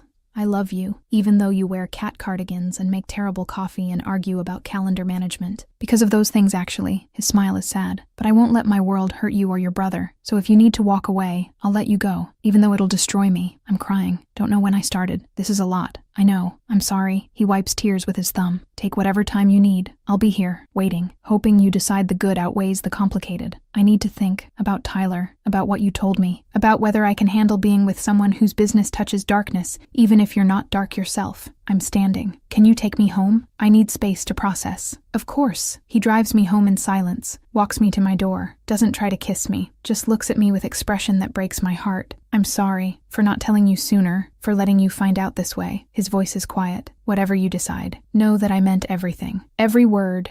Every moment. You and Jamie matter more than anything else. I watch him leave, go inside, sit in my quiet apartment, trying to figure out if loving Alexander Kane is worth the complications that come with his world. Chapter 6. The night continues. I spend the weekend thinking. Jamie asks where Alexander is, why he hasn't come for dinner like he promised. I make excuses about work being busy, try not to cry when my brother says he misses him, misses the way Alexander actually listens when he talks about dinosaurs, misses having someone who feels almost like family. That's the problem. Alexander has become family in 3 weeks, integrated himself into our small life so completely that his absence feels like missing a limb. And now I'm supposed to decide if loving him is worth the reality of what his business touches. Monday morning, I call in sick. Can't face the office. Can't face him. Spend the day researching money laundering and real estate development and trying to understand exactly what Alexander does. The information I find is technical, complicated, but the basic truth is simple. He takes money from criminals and makes it look legitimate through property investments. Doesn't participate in the crimes that generate the money, just cleans it after the fact. It's illegal, definitely illegal, but it's also not violent, not directly harmful, just existing in gray area between legitimate business and active crime. My phone rings Tuesday afternoon.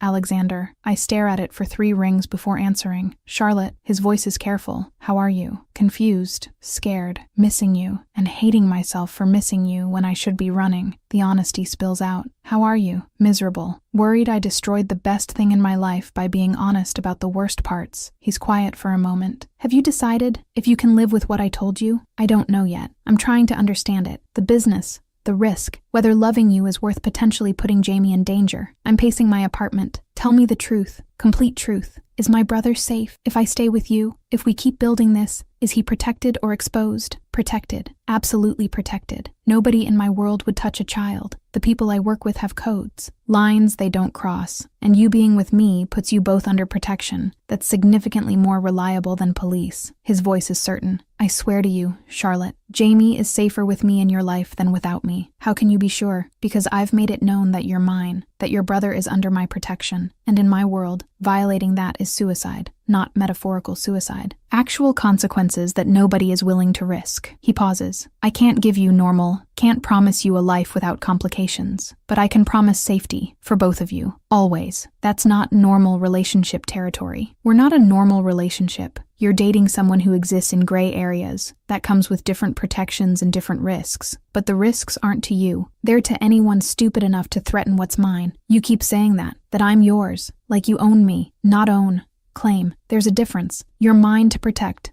mine to care for, mine to love, but you're still yours, still autonomous, still free to choose whether this is worth the complications. His voice softens. I'm just hoping you choose yes, choose us, choose the messy, beautiful thing we've been building. I'm quiet, processing, trying to reconcile the fear Tyler planted with the reality of Alexander, who's never been anything but protective, who treats Jamie like he matters, who looks at me like I'm precious instead of disposable. I miss you. The admission feels like surrender.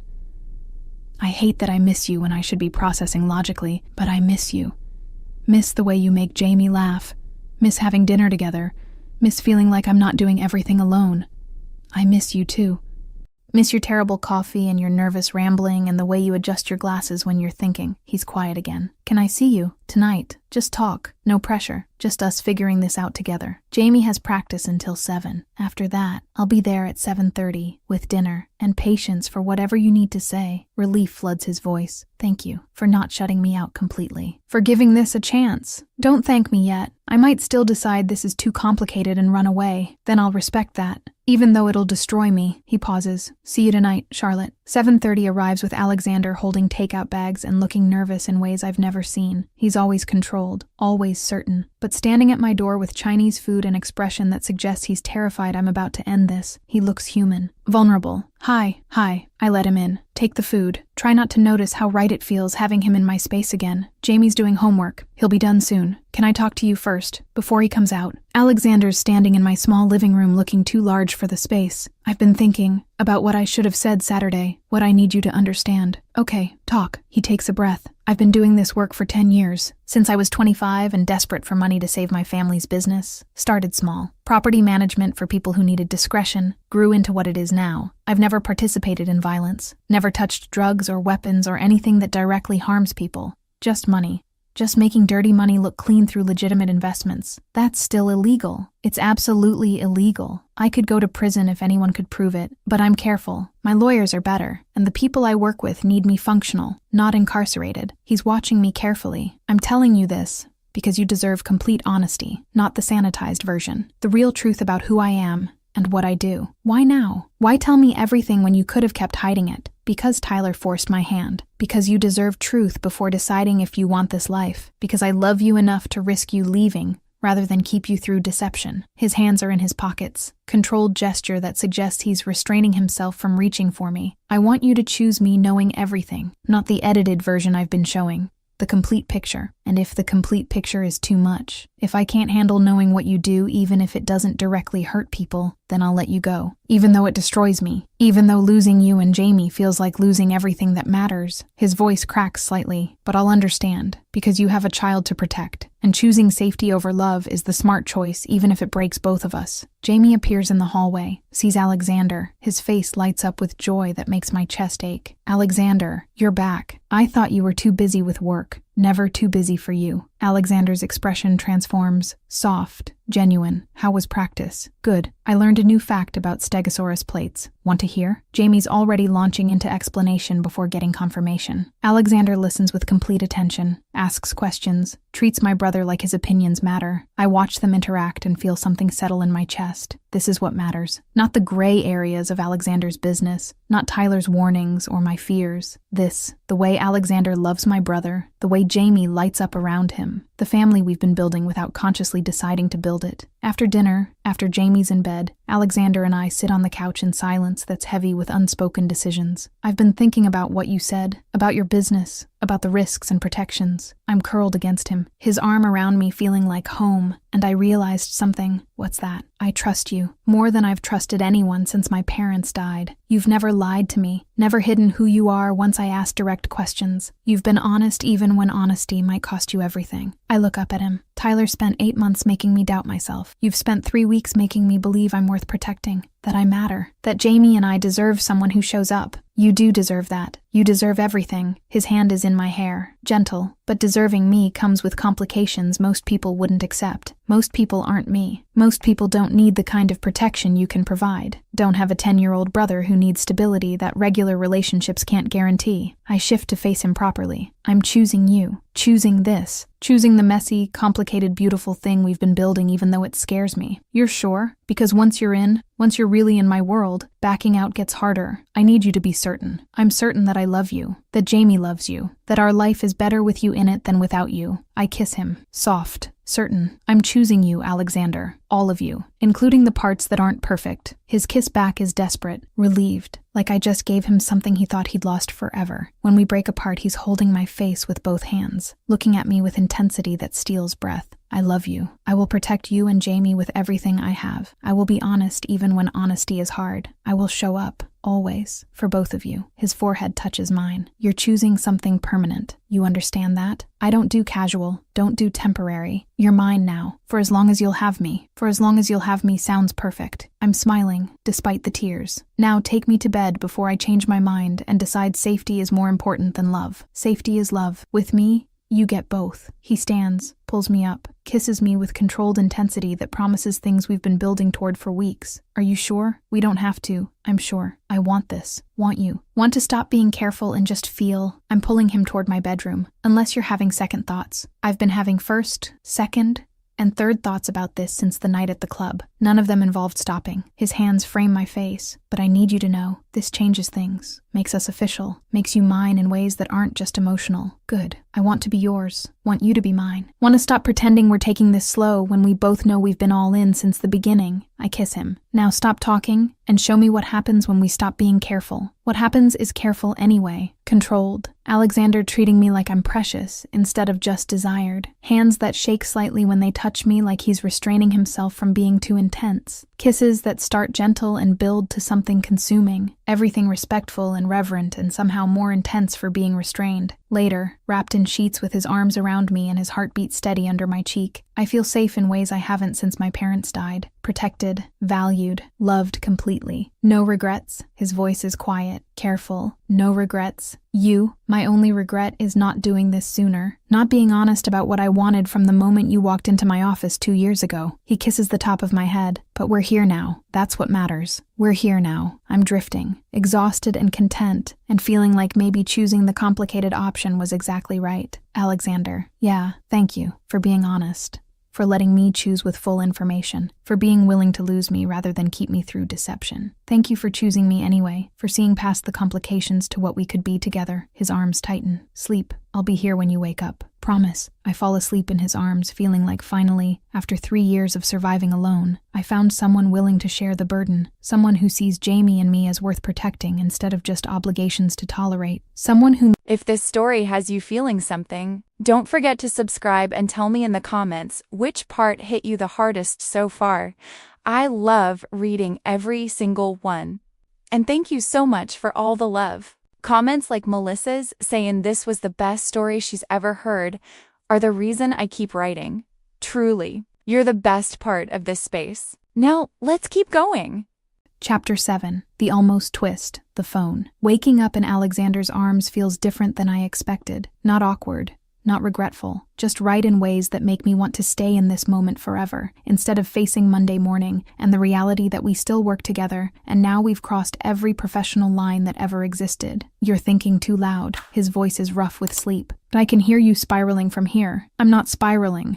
I'm processing. I'm tracing patterns on his chest, avoiding eye contact. We have to go to work today. Pretend to be professional when we're definitely not professional anymore. We've been pretending for weeks. Last night just made it official. He pulls me closer. Nothing changes at work. We're still boss and assistant who maintain appropriate boundaries in public. We just know what we are in private now. What are we in private? Mine. You're mine. I'm yours. We're together in ways that matter more than job titles or company policy. He kisses the top of my head. Stop worrying about logistics and just exist here with me for 5 more minutes. I exist for exactly 3 minutes before my phone buzzes on the nightstand. I reach for it out of habit. Alexander's hand catches my wrist. Leave it. It's Sunday. Nobody needs you before coffee. It could be Jamie's school or important. I'm already looking at the screen. Text from unknown number. My stomach drops when I open it. Nice night with the boss. Does HR know you're sleeping your way to job security? A friend. My hands go numb. I'm staring at the message, trying to process what I'm seeing. Alexander sits up, takes the phone from my shaking grip, reads the message. His expression goes cold. Tyler. How? We blocked him. He shouldn't be able to. I'm spiraling now. Actually spiraling. Someone's watching us. Someone knows. Calm down. Let me think. He's already dialing. Puts the phone to his ear. I need you to trace a number. Now. Text I'm forwarding has threats that need addressing. He rattles off instructions to whoever answered. Hangs up. Looks at me with controlled fury. Get dressed. We're going to my place. Somewhere more secure than your apartment. What? No. Jamie has school. I have work. We can't just... Jamie is fine at school. Work can wait an hour. You're coming with me until I know who sent this and what they know. His voice allows zero argument. Get dressed. Now. I dress with shaking hands. He's on the phone again. More calls. More instructions in that controlled voice that means he's handling a crisis. We're in his car within 15 minutes, driving toward his building with security following in a second vehicle I didn't know was there. You have people following us. I have people ensuring you're safe. Different thing. He's gripping the steering wheel too tight. I should have anticipated this. Should have had security on you from the beginning. This is my fault. How is someone texting me your fault? Because someone is watching you, knows about us, is willing to threaten you to get to me or to get to you, or for whatever reason, people do terrible things. His jaw is tight, and I didn't protect you well enough to prevent it. We get to his building. He parks in a private garage, leads me through security that's significantly more extensive than I realized. Biometric scanners, armed guards, the kind of protection that confirms everything Tyler said about Alexander's world being dangerous. His penthouse is massive. Floor-to-ceiling windows, minimalist furniture, art that's probably worth more than I'll make in a lifetime. He disappears into what I assume is a bedroom, returns with a laptop. Sit. Tell me everyone who knows about us. Jamie, that's it. I haven't told anyone else because there's nothing to tell until I stop. Remember. Wait, Tyler knows. He took photos. He could have. Tyler was warned. Explicitly, about consequences for bothering you. Alexander's typing rapidly, but he's stupid enough to push boundaries thinking I won't follow through on threats. Let me check something. His phone rings. He answers, listens. His expression darkens. You're certain. Pause. Handle it. Quietly. I don't want police involved unless absolutely necessary. He hangs up. Looks at me. It wasn't Tyler. The number is connected to a woman named Melissa Chen. Know her? No. I've never heard that name. My brain is spinning. Who is she? Apparently someone with access to information about my personal life and yours. My security is running background now. He's pacing. Controlled movement that suggests he's restraining himself from doing something violent. This is exactly what I was afraid of. Someone using you to get to me or using me to hurt you. What if it's someone from work? Someone who saw us and is trying to cause problems? I'm thinking out loud. We've been careful, but not perfect. Someone could have noticed. Then they'll regret noticing. He's typing again. I'm pulling security footage from the office. See who's been paying too much attention. My phone buzzes again. Different number. Another message. He's using you. Wake up before you lose everything that matters. Your job, your brother, your life. I show Alexander. Watch his expression shift from cold to lethal. She's escalating, whoever she is. Maybe she's right. Maybe I am losing everything by being with you. The fear is talking now, making me say things I don't mean. Maybe this is too dangerous. Maybe I should... Don't. He's in front of me suddenly, hands on my shoulders. Don't let some stranger with a phone and threats make decisions for you. We're figuring this out, together, like we agreed. But what if she's right? What if being with you costs me my job? What if Jamie gets caught in whatever this is? I'm crying now. I can't lose him, Alexander. He's all I have. You have me. You have us. And you're not losing Jamie because I won't let that happen. His hands frame my face. Listen to me. Someone is trying to scare you. Make you doubt us. Make you run. Don't give them what they want. Stay. Fight with me. Let me protect you. How? How do you protect against someone we can't even identify? By finding them. By making sure they understand that threatening you has consequences. His phone buzzes. He checks it. Shows me a photo. Is this her? Have you seen this woman? The photo is a professional headshot. Beautiful woman.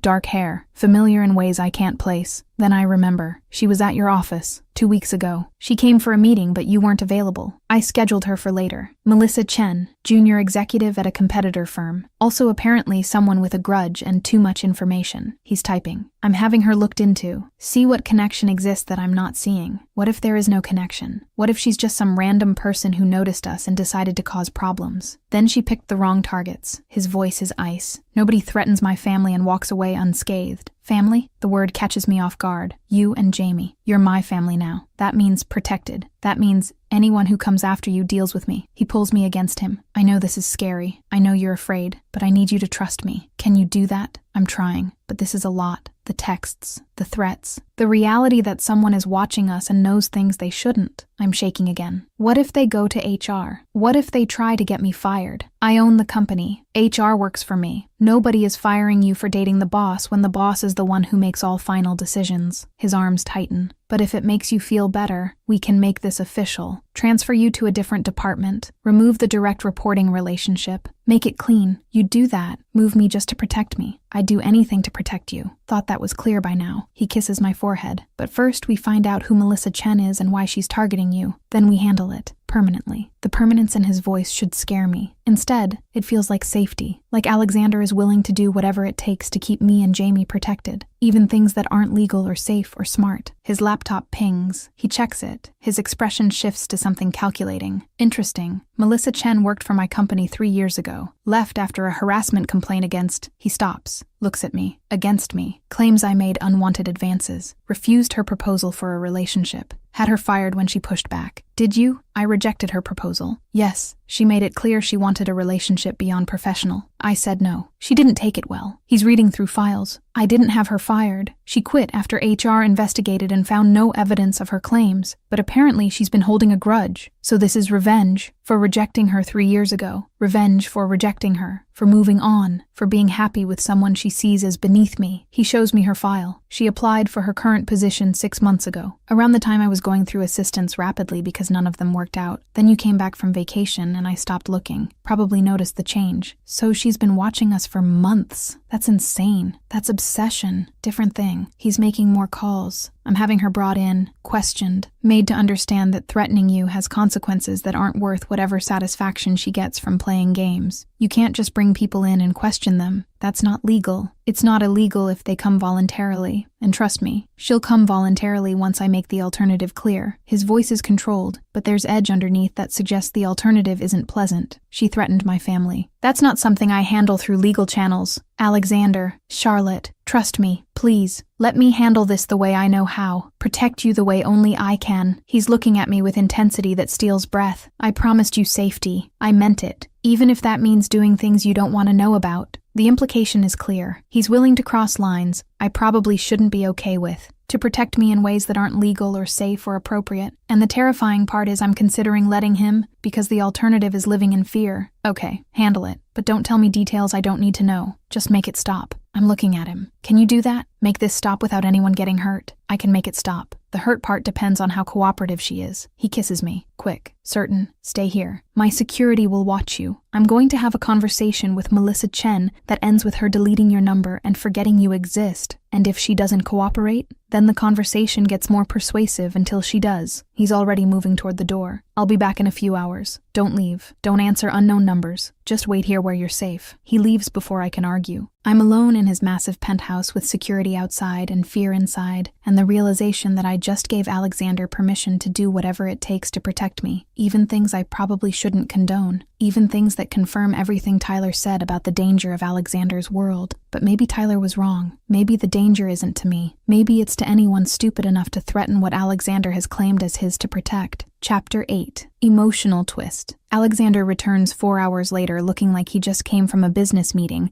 instead of whatever conversation he had with Melissa Chen. I'm on his couch drinking coffee. His security made me and trying not to spiral about what persuasive conversation means in Alexander Kane's world. He sees me. His expression softens, walks over, sits beside me, pulls me against him without asking permission. Then it's handled. Handled how? I need to know. Even though part of me doesn't want details. She won't be contacting you again. Won't be watching us. Won't be doing anything except finding new employment far from this city. His voice is controlled. The details aren't important. Just know that she understands consequences now. You didn't hurt her. I didn't touch her. Didn't need to. Sometimes the threat of consequences is more effective than actual violence. He's running his hand through my hair. Soothing gesture. She deleted your number. Deleted all photos. Signed an NDA about our relationship. And accepted a very generous severance package in exchange for relocating to the East Coast immediately. You paid her to leave. I paid her to disappear and never think about you again. Money well spent. He pulls back to look at me. Are you okay? Really, I don't know. Someone was watching us for months, threatened me, and you made her disappear in 4 hours like it's normal. I'm searching his face. This is your world. People who cross you just vanish. That should terrify me, but it doesn't. It should, but mostly I just feel relieved, safe, like you actually did what you promised and protected me. I'm crying without meaning to. That's messed up, right? That I'm okay with you doing questionable things as long as they keep me safe. That's human. You're allowed to want safety, even when safety comes from morally gray methods. He wipes my tears with his thumbs. I told you from the beginning, my world isn't clean, but it's effective, and you're protected in ways most people never experience. What if someone else comes? What if this happens again? Then I handle it again and again, as many times as necessary until people understand that you're untouchable. His voice is absolute. You're mine, Charlotte. That means protected. That means anyone who threatens you learns very quickly that the cost isn't worth whatever satisfaction they think they'll get. You keep saying that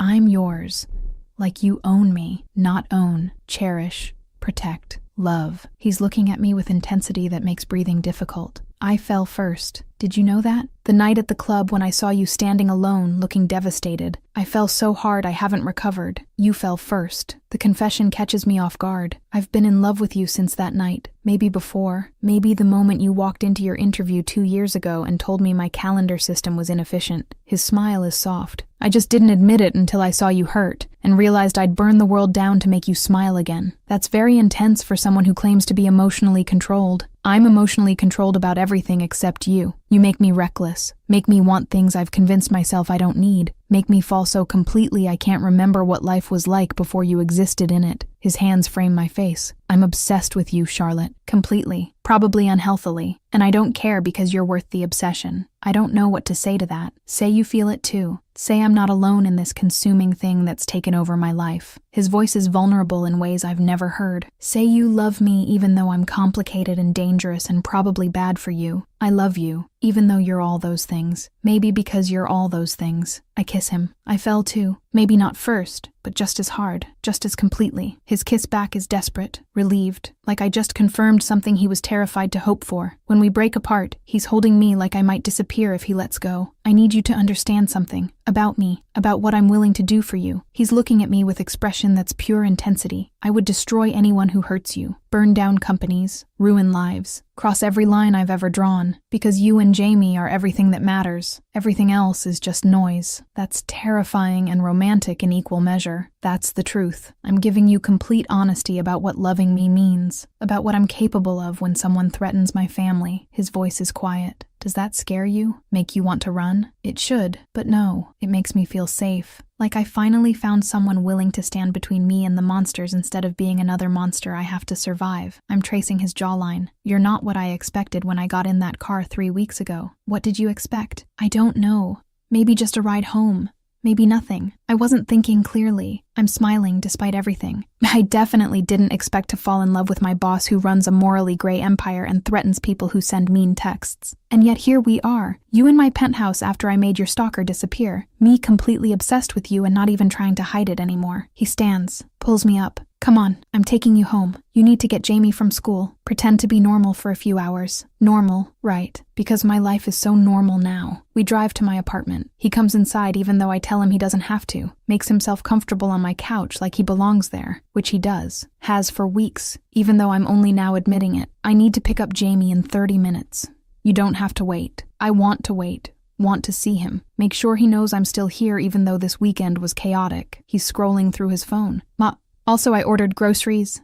They'll be delivered in an hour. Your fridge is sad. You ordered groceries for my apartment. You eat like a college student surviving on ramen and hope. Someone needs to make sure you and Jamie get actual nutrition. He says it casually, like taking over my grocery shopping is completely normal. Don't argue. I already paid. You're very controlling. I'm very invested in your well-being. There's a difference. He looks up. Go get Jamie. I'll be here when you get back. We'll have dinner. Normal family evening like nothing happened. You want to pretend everything's normal when someone was literally stalking me this morning. I want to give Jamie normal normal because he deserves it. We can process the chaos after he's in bed. His expression softens. Go, I'll be here. Promise. I pick up Jamie. He's excited about his day. Talks nonstop about a field trip next week and a new dinosaur book the library got. When we get home and he sees Alexander, his entire face lights up. You're here. Can we watch the documentary? The one about the Jurassic period? Jamie is already pulling Alexander toward the TV. Absolutely. But homework first. Deal. Alexander is so gentle with him, so patient. Nothing like the man who made Melissa Chen disappear hours ago. They do homework together. Alexander helping with math problems and listening to reading practice. Then the documentary. Then dinner from the groceries that arrived exactly when Alexander said they would. And through it all, he's present, engaged, making Jamie laugh, making our small apartment feel like a home instead of just a place we sleep.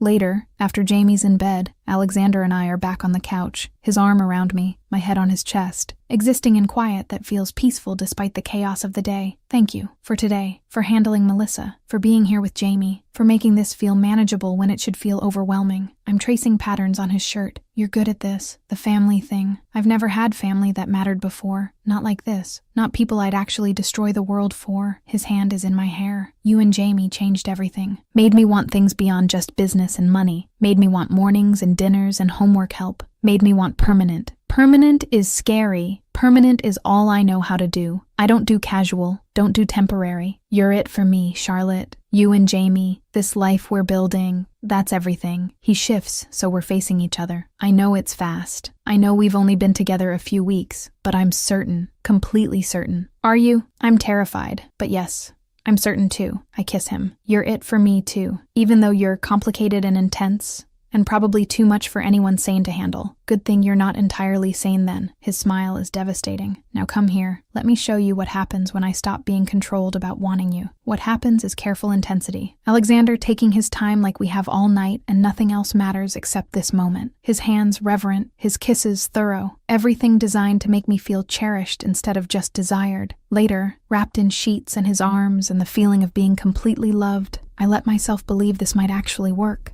That loving Alexander Kane isn't the terrible idea everyone would say it is. That building a life with someone who exists in gray areas is worth the complications. Charlotte, his voice is sleepy, content. Yeah, I love you. In case I haven't said it enough today, I love you completely, obsessively, probably unhealthily, but entirely. He kisses the top of my head. Just needed you to know. I love you too. Even though you ordered groceries without asking and made my stalker disappear and are generally way too intense about everything. I'm smiling against his chest. Just needed you to know. We're a disaster together. The best kind of disaster. I'm drifting. Don't leave tonight. Stay. Be here when Jamie wakes up. Start being part of mornings instead of just evenings. I'm not going anywhere. Tonight or any night. You're stuck with me now. His arms tighten. Sleep. I'll be here when you wake up. Making terrible coffee and probably reorganizing your kitchen because the current system is inefficient. Don't touch my kitchen. Too late. Already planning improvements. His laugh is quiet. Sleep. Charlotte, let me take care of things for once. I fall asleep in his arms feeling safer than I have in years. Protected, loved, part of something bigger than just survival. And when I wake up, he's still there, making coffee. Organizing my kitchen exactly like he threatened. Being permanent in ways that terrify and comfort me simultaneously. Chapter 9, Choice and Value. Absurd confession. I love you completely, obsessively, probably in an unhealthy way. She laughed and said, "Me too. Things we lose our minds over in fiction, but in real life, we'd probably run the other way."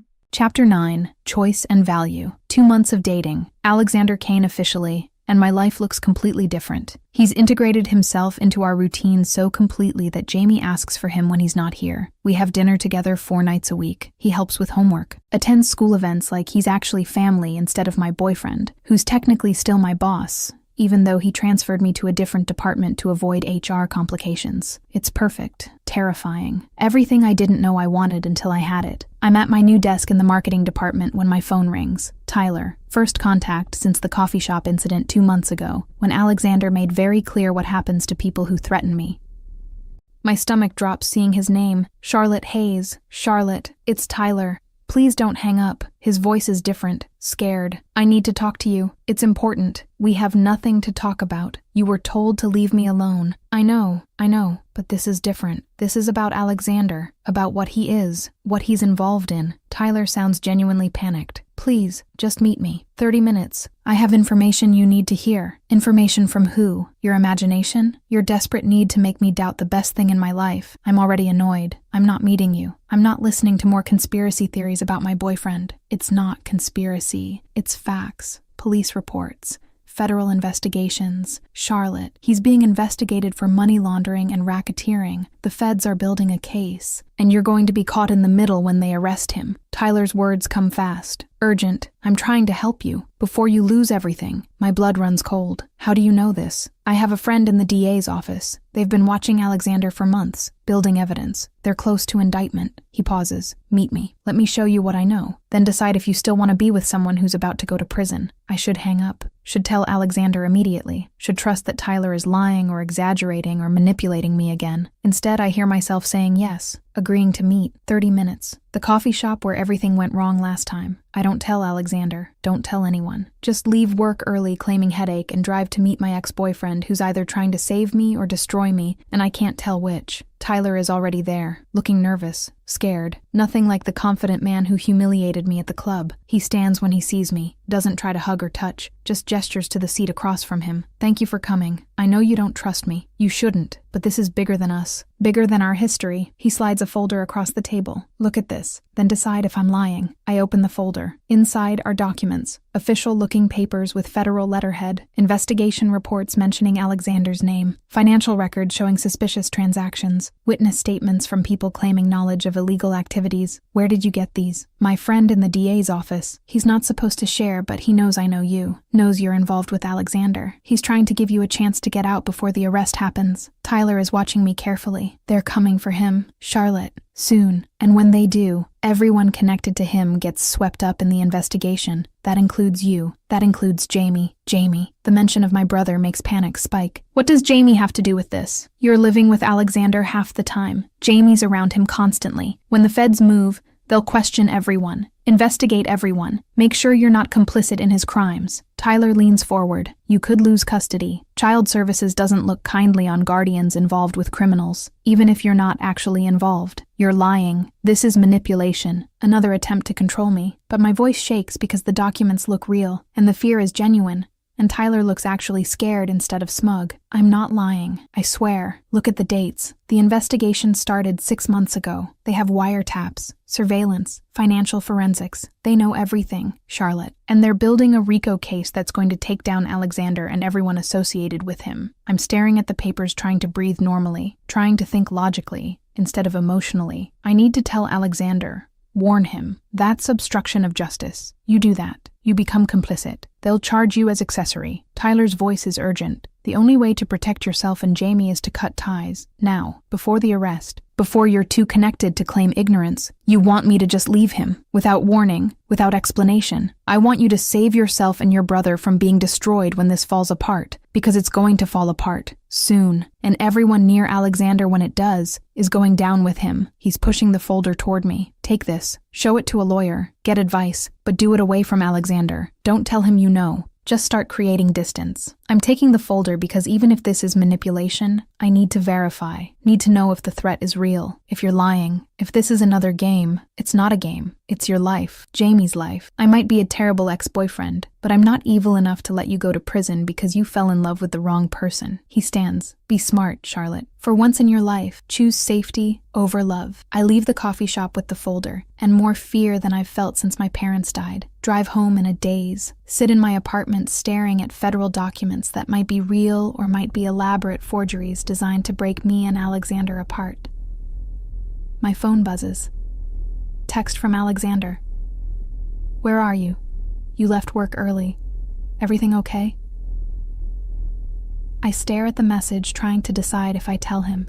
If I trust him with information that could be lies or could be the truth that destroys everything we've built. Instead, I text back. Home. Headache. Need to rest. Talk tomorrow. His response is immediate. Coming over. Bringing soup and medicine. Don't argue. I'm panicking now. Can't see him. Can't pretend everything's fine when I'm holding evidence of federal investigations. Can't lie to his face when he'll know something's wrong the moment he sees me. Please don't. I just need sleep. I'll call you tomorrow. Promise. Long pause. Then. Okay. But if you're not better by morning, I'm showing up anyway. Rest. I love you too. The words feel like lies when I'm sitting here doubting everything. I spend the night researching. The federal letterhead looks legitimate. The case numbers check out when I search public records. The financial transactions match patterns I've seen in Alexander's legitimate business. Everything suggests Tyler is telling the truth, that Alexander is about to be arrested, that I'm about to lose everything. Morning comes with no sleep and a decision I don't want to make. Protect Alexander and risk losing Jamie, or protect Jamie and lose Alexander. There's no third option that keeps both. Alexander shows up at 7 a.m. despite my text asking for space, lets himself in with the key I gave him weeks ago, finds me on the couch surrounded by documents I didn't have time to hide. His expression shifts from concern to cold when he sees what I'm looking at. Where did you get those? Tyler, he said he has a friend in the DA's office. Said you're being investigated. That arrest is imminent. I'm watching his face. Tell me he's lying. Tell me this is fake. Alexander is quiet. Too quiet. He picks up one of the documents, reads it, sets it down carefully. It's real. The confirmation makes my chest tight. You're being investigated. Have been for 6 months. I knew. I've been working with lawyers to handle it. His voice is controlled. I was going to tell you, when I had more information, when I knew how serious the threat was. When were you going to tell me? Before or after the arrest? I'm standing now. I have a brother to protect, a life to maintain. And you're sitting on federal investigation like it's just business inconvenience. I'm handling it. The investigation is based on circumstantial evidence they can't prove. My lawyers are confident it won't go to indictment. He's trying to stay calm. I didn't tell you because I didn't want you to worry unnecessarily. Unnecessarily. There are federal agents watching you, building a RICO case, and you thought I didn't need to know. My voice is rising. What happens when they arrest you? What happens to me? To Jamie? Tyler said I could lose custody. That child services. Tyler is manipulating you. Again, using your fears about Jamie to make you doubt us.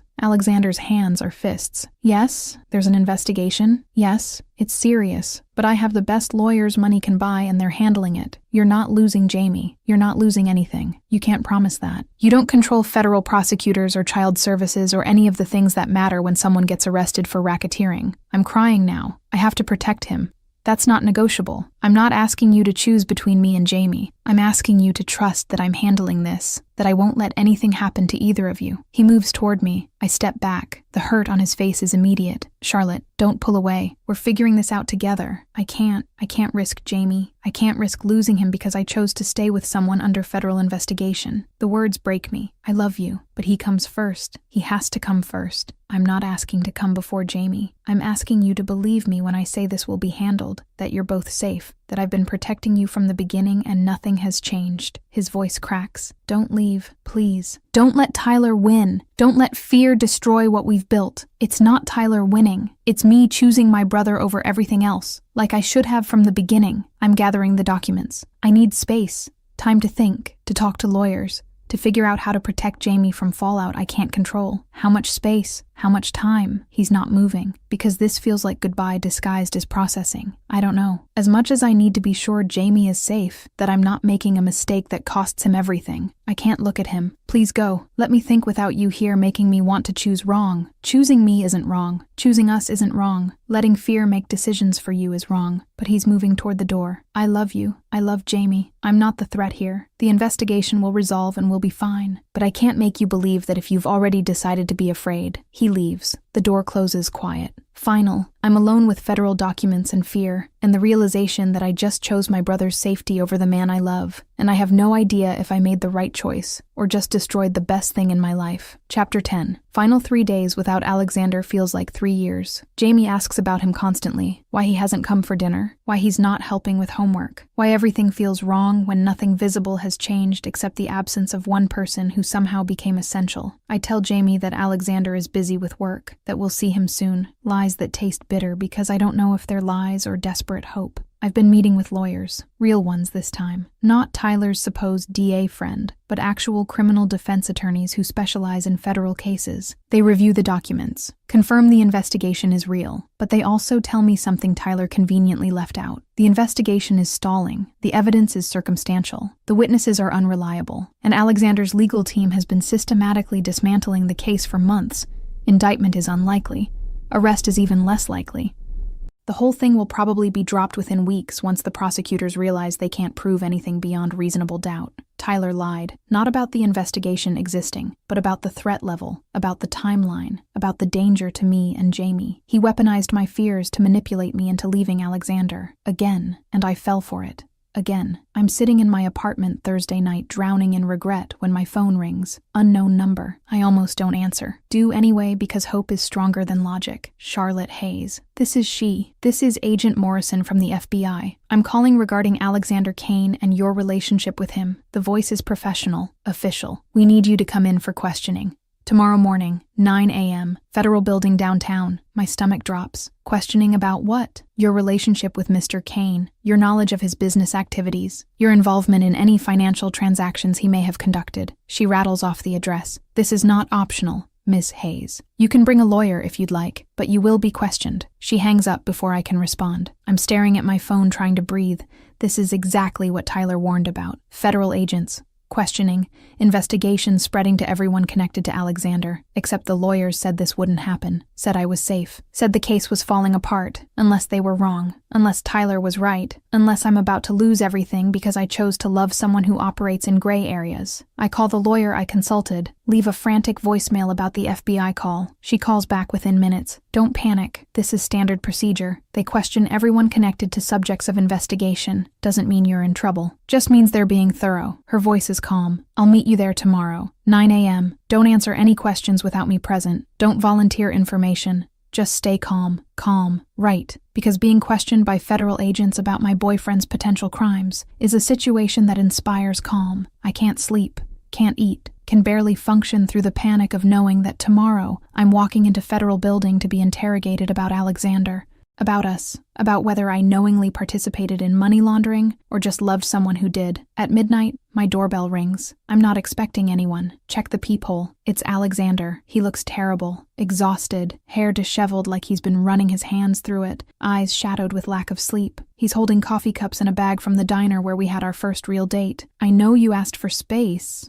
I'm giving it, but I needed to see you. Make sure you're okay. His voice is rough. Can I come in? Just for a minute? I let him in because refusing feels impossible when he looks this broken. He sets the coffee and food on my counter. Doesn't try to touch me. Just stands there looking at me like I'm something he's afraid to lose. The FBI called. They want to question me tomorrow morning. The words spill out before I can stop them. Tyler was right. This is happening. They're coming for everyone connected to you. I know. My lawyers told me they'd be contacting you. That's why I'm here. He pulls out his phone, shows me a message. The investigation is being dropped. Tomorrow. The prosecutors are announcing they don't have sufficient evidence to proceed. Your questioning is just formality, tying up loose ends. You're not in trouble. I'm staring at the message. Official federal letterhead. Statement from the prosecutor's office about insufficient evidence and case closure. This is real. This is real.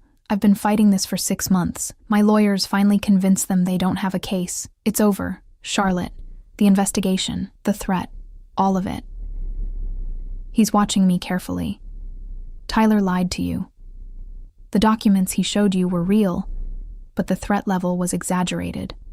He manipulated your fear to make you leave me. The lawyers I consulted said the same thing. That indictment was unlikely, that the case was weak. I'm sitting down because my legs won't hold me. I believed Tyler, chose fear over trusting you, pushed you away when you were telling me the truth. You chose Jamie. That's not wrong. That's you being a good guardian who puts her brother first. He sits across from me, still not touching. I'm not angry. I'm hurt. But I understand. You were protecting what matters most. You matter most too. You and Jamie both. I should have trusted you. Should have come to you instead of believing Tyler's version. I'm crying now. I'm so sorry for doubting you, for pushing you away, for letting fear make decisions instead of love. Don't apologize for protecting your brother. That's who you are. That's one of the things I love about you. He finally reaches across the table, takes my hand. But I need you to trust me. When I say I'm handling something, I mean it. When I say you're safe, believe it. Because I will never let anything happen to you or Jamie. That's not negotiable. I know. I do trust you. I just panicked. The documents looked so official. Tyler sounded so scared. And the thought of losing Jamie made me choose wrong. I'm holding his hand like it's a lifeline. Can you forgive me? For doubting? For pushing you away when you needed me to stay? There's nothing to forgive. You made the choice you thought protected Jamie. That's what good guardians do. He stands, pulls me up, into his arms finally. But we're done with space. Done with you handling things alone. We're partners. That means facing threats together, even when those threats come from federal investigations and manipulative ex-boyfriends. Partners. The word feels right. I like that better than me trying to protect everyone alone. Good. Because I'm not going anywhere. Investigation over or not. Tyler's manipulation or not. I'm here. Permanent. For you and Jamie both. He kisses the top of my head. Now eat. You look like you haven't slept or eaten in days. I'm not leaving until I've watched you consume actual nutrients. We eat diner food on my couch. He tells me about the investigation. How his lawyers systematically dismantled every piece of evidence. How the prosecutors finally admitted they couldn't prove criminal intent. How the whole thing was based on speculation from competitors trying to take him down. So you're not actually laundering money. I'm making money look legitimate through real estate investments. The difference between that and laundering is intent and knowledge. I don't know where the money comes from. Don't ask. Just provide a legal service that happens to have illegal applications. He's eating methodically. Technically legal, morally gray, but not prosecutable as long as I maintain plausible deniability. That's very technical. That's very expensive lawyers making sure I never cross lines that lead to prison. His smile is slight. I told you from the beginning. My business is legitimate, just serves clients who aren't. And you're sure I won't be in trouble tomorrow? The FBI questioning. You'll be fine. Answer honestly. You don't know details of my business, don't have access to financial records, are just dating me. They'll ask.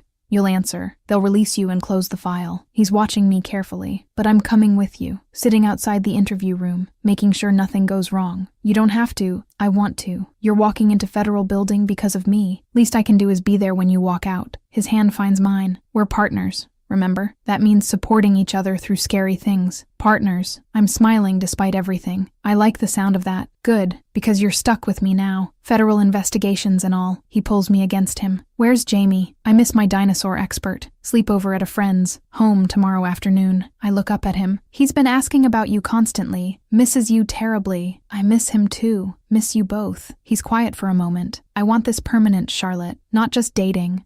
Not just seeing where it goes. Actually permanent. Moving in together. Building a real family. Being there for Jamie's school events and dinosaur obsessions and everything that comes with actually being committed. That's very serious, very fast. We've been serious since the night at the club. Just took us a while to admit it. He's looking at me with intensity that steals breath. I love you. I love Jamie. I want mornings and evenings and homework help and terrible coffee. I want all of it.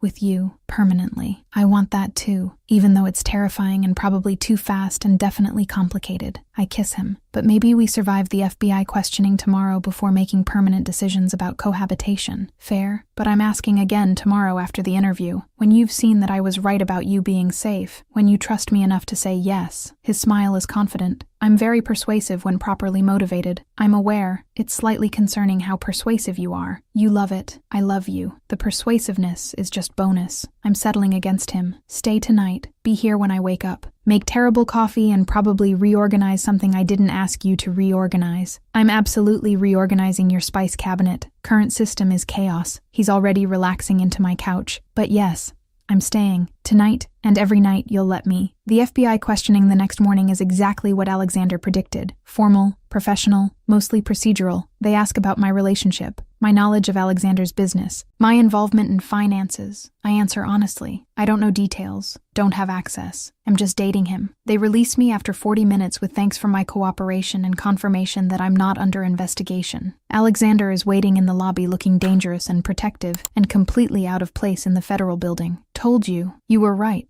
I should have trusted you from the beginning. I'm walking toward him. Can we go home now? I'm exhausted. Home to your place or mine? He's already guiding me toward the exit. Because I'm thinking mine. Bigger, more secure, better coffee maker. Yours. But only because the coffee maker argument is valid. I'm holding his hand. Are you really asking me to move in? Or was that just post-investigation relief talking? I'm really asking. I want you and Jamie in my space. Making it a home instead of just a place I sleep between work. He stops outside the building, turns to face me. Move in with me. Officially. Bring Jamie and the dinosaur books and the terrible organizational systems. Make my life beautifully chaotic instead of perfectly controlled. Well, that's very romantic for someone who claims to be emotionally unavailable. I'm emotionally unavailable to everyone except you. For you, I'm completely available. Obsessively so. He's smiling. Is that a yes? It's a I need to talk to Jamie first. Make sure he's okay with it, but probably yes. I kiss him. Ask me again tonight after I've confirmed with my 10-year-old that moving in with my boss/boyfriend is acceptable. I'll be ready with convincing arguments about better kitchen space and room for dinosaur collections. He's already walking toward his car. Now let's go pick up Jamie and tell him he's getting a bigger bedroom. Jamie is thrilled. Asks if he can have his own bathroom and if Alexander's building has a pool and if this means Alexander is permanent now. We tell him yes to all of it. Watch him process that the man he's been hoping would stay is actually staying. That night,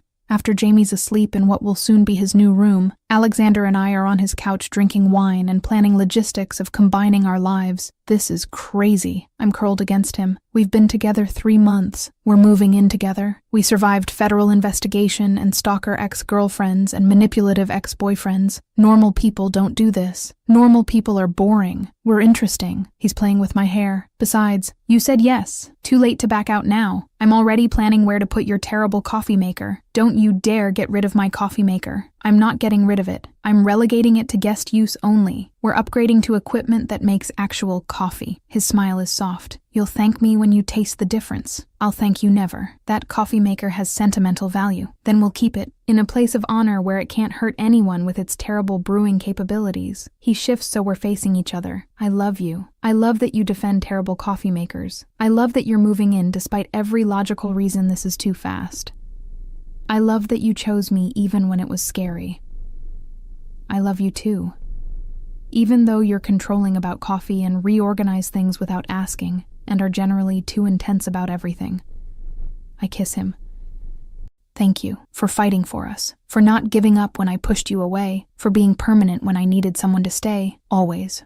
I'm not going anywhere. You're stuck with me now. For morning coffee and terrible organizational systems and everything in between. He stands, pulls me up. Now come to bed. Tomorrow we're telling everyone at work that you're moving in with the boss and they can deal with the scandal. That's going to be a fun HR conversation. I own the company. HR works for me. They'll deal. His smile is confident. Besides, you're not in my department anymore. Technically, we're allowed to date. Technically, we've been breaking about 15 different policies since the night at the club. Then we'll break a few more. Come on, let's go scandalize my building staff by having you obviously stay over on a Friday night. We scandalize no one because his building staff is professional and discreet, and probably already knows everything about us anyway. But we make it official. Me and Jamie moving in, building a life with Alexander that looks nothing like what I planned, but everything like what I needed. 3 months later, I'm standing in Alexander's kitchen making terrible coffee while he makes actual good coffee. And Jamie explains plate tectonics to both of us before school. It's chaotic. It's beautiful. It's everything I didn't know I wanted when I walked into that club wearing a borrowed dress and feeling invisible. You're staring. Alexander's watching me with that soft expression he reserves for private moments. I'm appreciating. There's a difference. I'm smiling. 3 months ago, I thought my life was over. Now I have this. You, Jamie, happy. Actual stability. It's overwhelming in the best way. 3 months ago, I saw you alone at a club and decided to make it my business. Best decision I've ever made. He pulls me close, kisses me despite Jamie making gagging noises in the background. You're my business now, permanently. Get used to it. I'm very used to it. I'm laughing against his mouth. And now let me drink my terrible coffee in peace before you start reorganizing something else I didn't ask you to reorganize. Too late. Already planning improvements to your closet situation. Current system is chaos. My closet is fine. Your closet is a disaster that offends my organizational sensibilities. Jamie interrupts. Are you two fighting about closets again? Because I have a dinosaur presentation in 2 hours and need emotional support, not domestic disputes. We both laugh. Get Jamie ready for school. Drop him off together like the family we've become. Drive to work separately because some professional boundaries still exist, even if most don't. And later, when I'm at my desk and Alexander texts me about dinner plans, I realize that getting in the wrong car. Now let's move on to this channel's favorite segment, Top Curiosities from Our Story. 1. Executive assistants earn more than you think, and they know everything. In the U.S., a CEO's executive assistant earns between $80,000, $150,000 per year.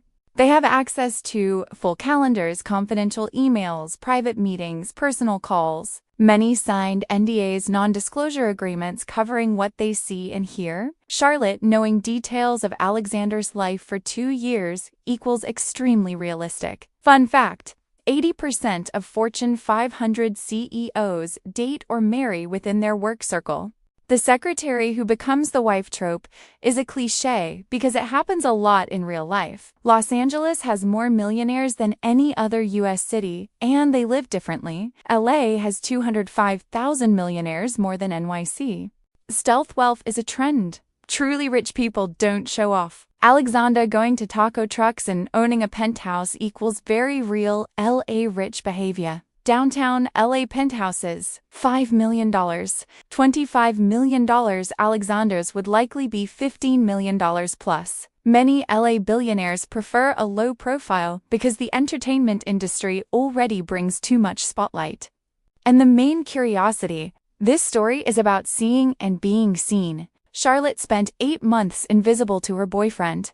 Too boring, too serious, never good enough. Then she's alone at a club, feeling small, and her boss, the man she thought barely knew she existed, crosses the entire room just to sit beside her. Text OCO doesn't fix her problems with money. He just pays attention, remembers how she takes her coffee, notices she brings bad coffee every day because she cares, sees the cat cardigans and finds them cute instead of ridiculous. Padro, that's real love, someone who truly sees you and stays. Despite everything, in the end, they have a chaotic breakfast, arguing about closet organization while Jamie explains plate tectonics, a family built consciously, the kind you choose every day.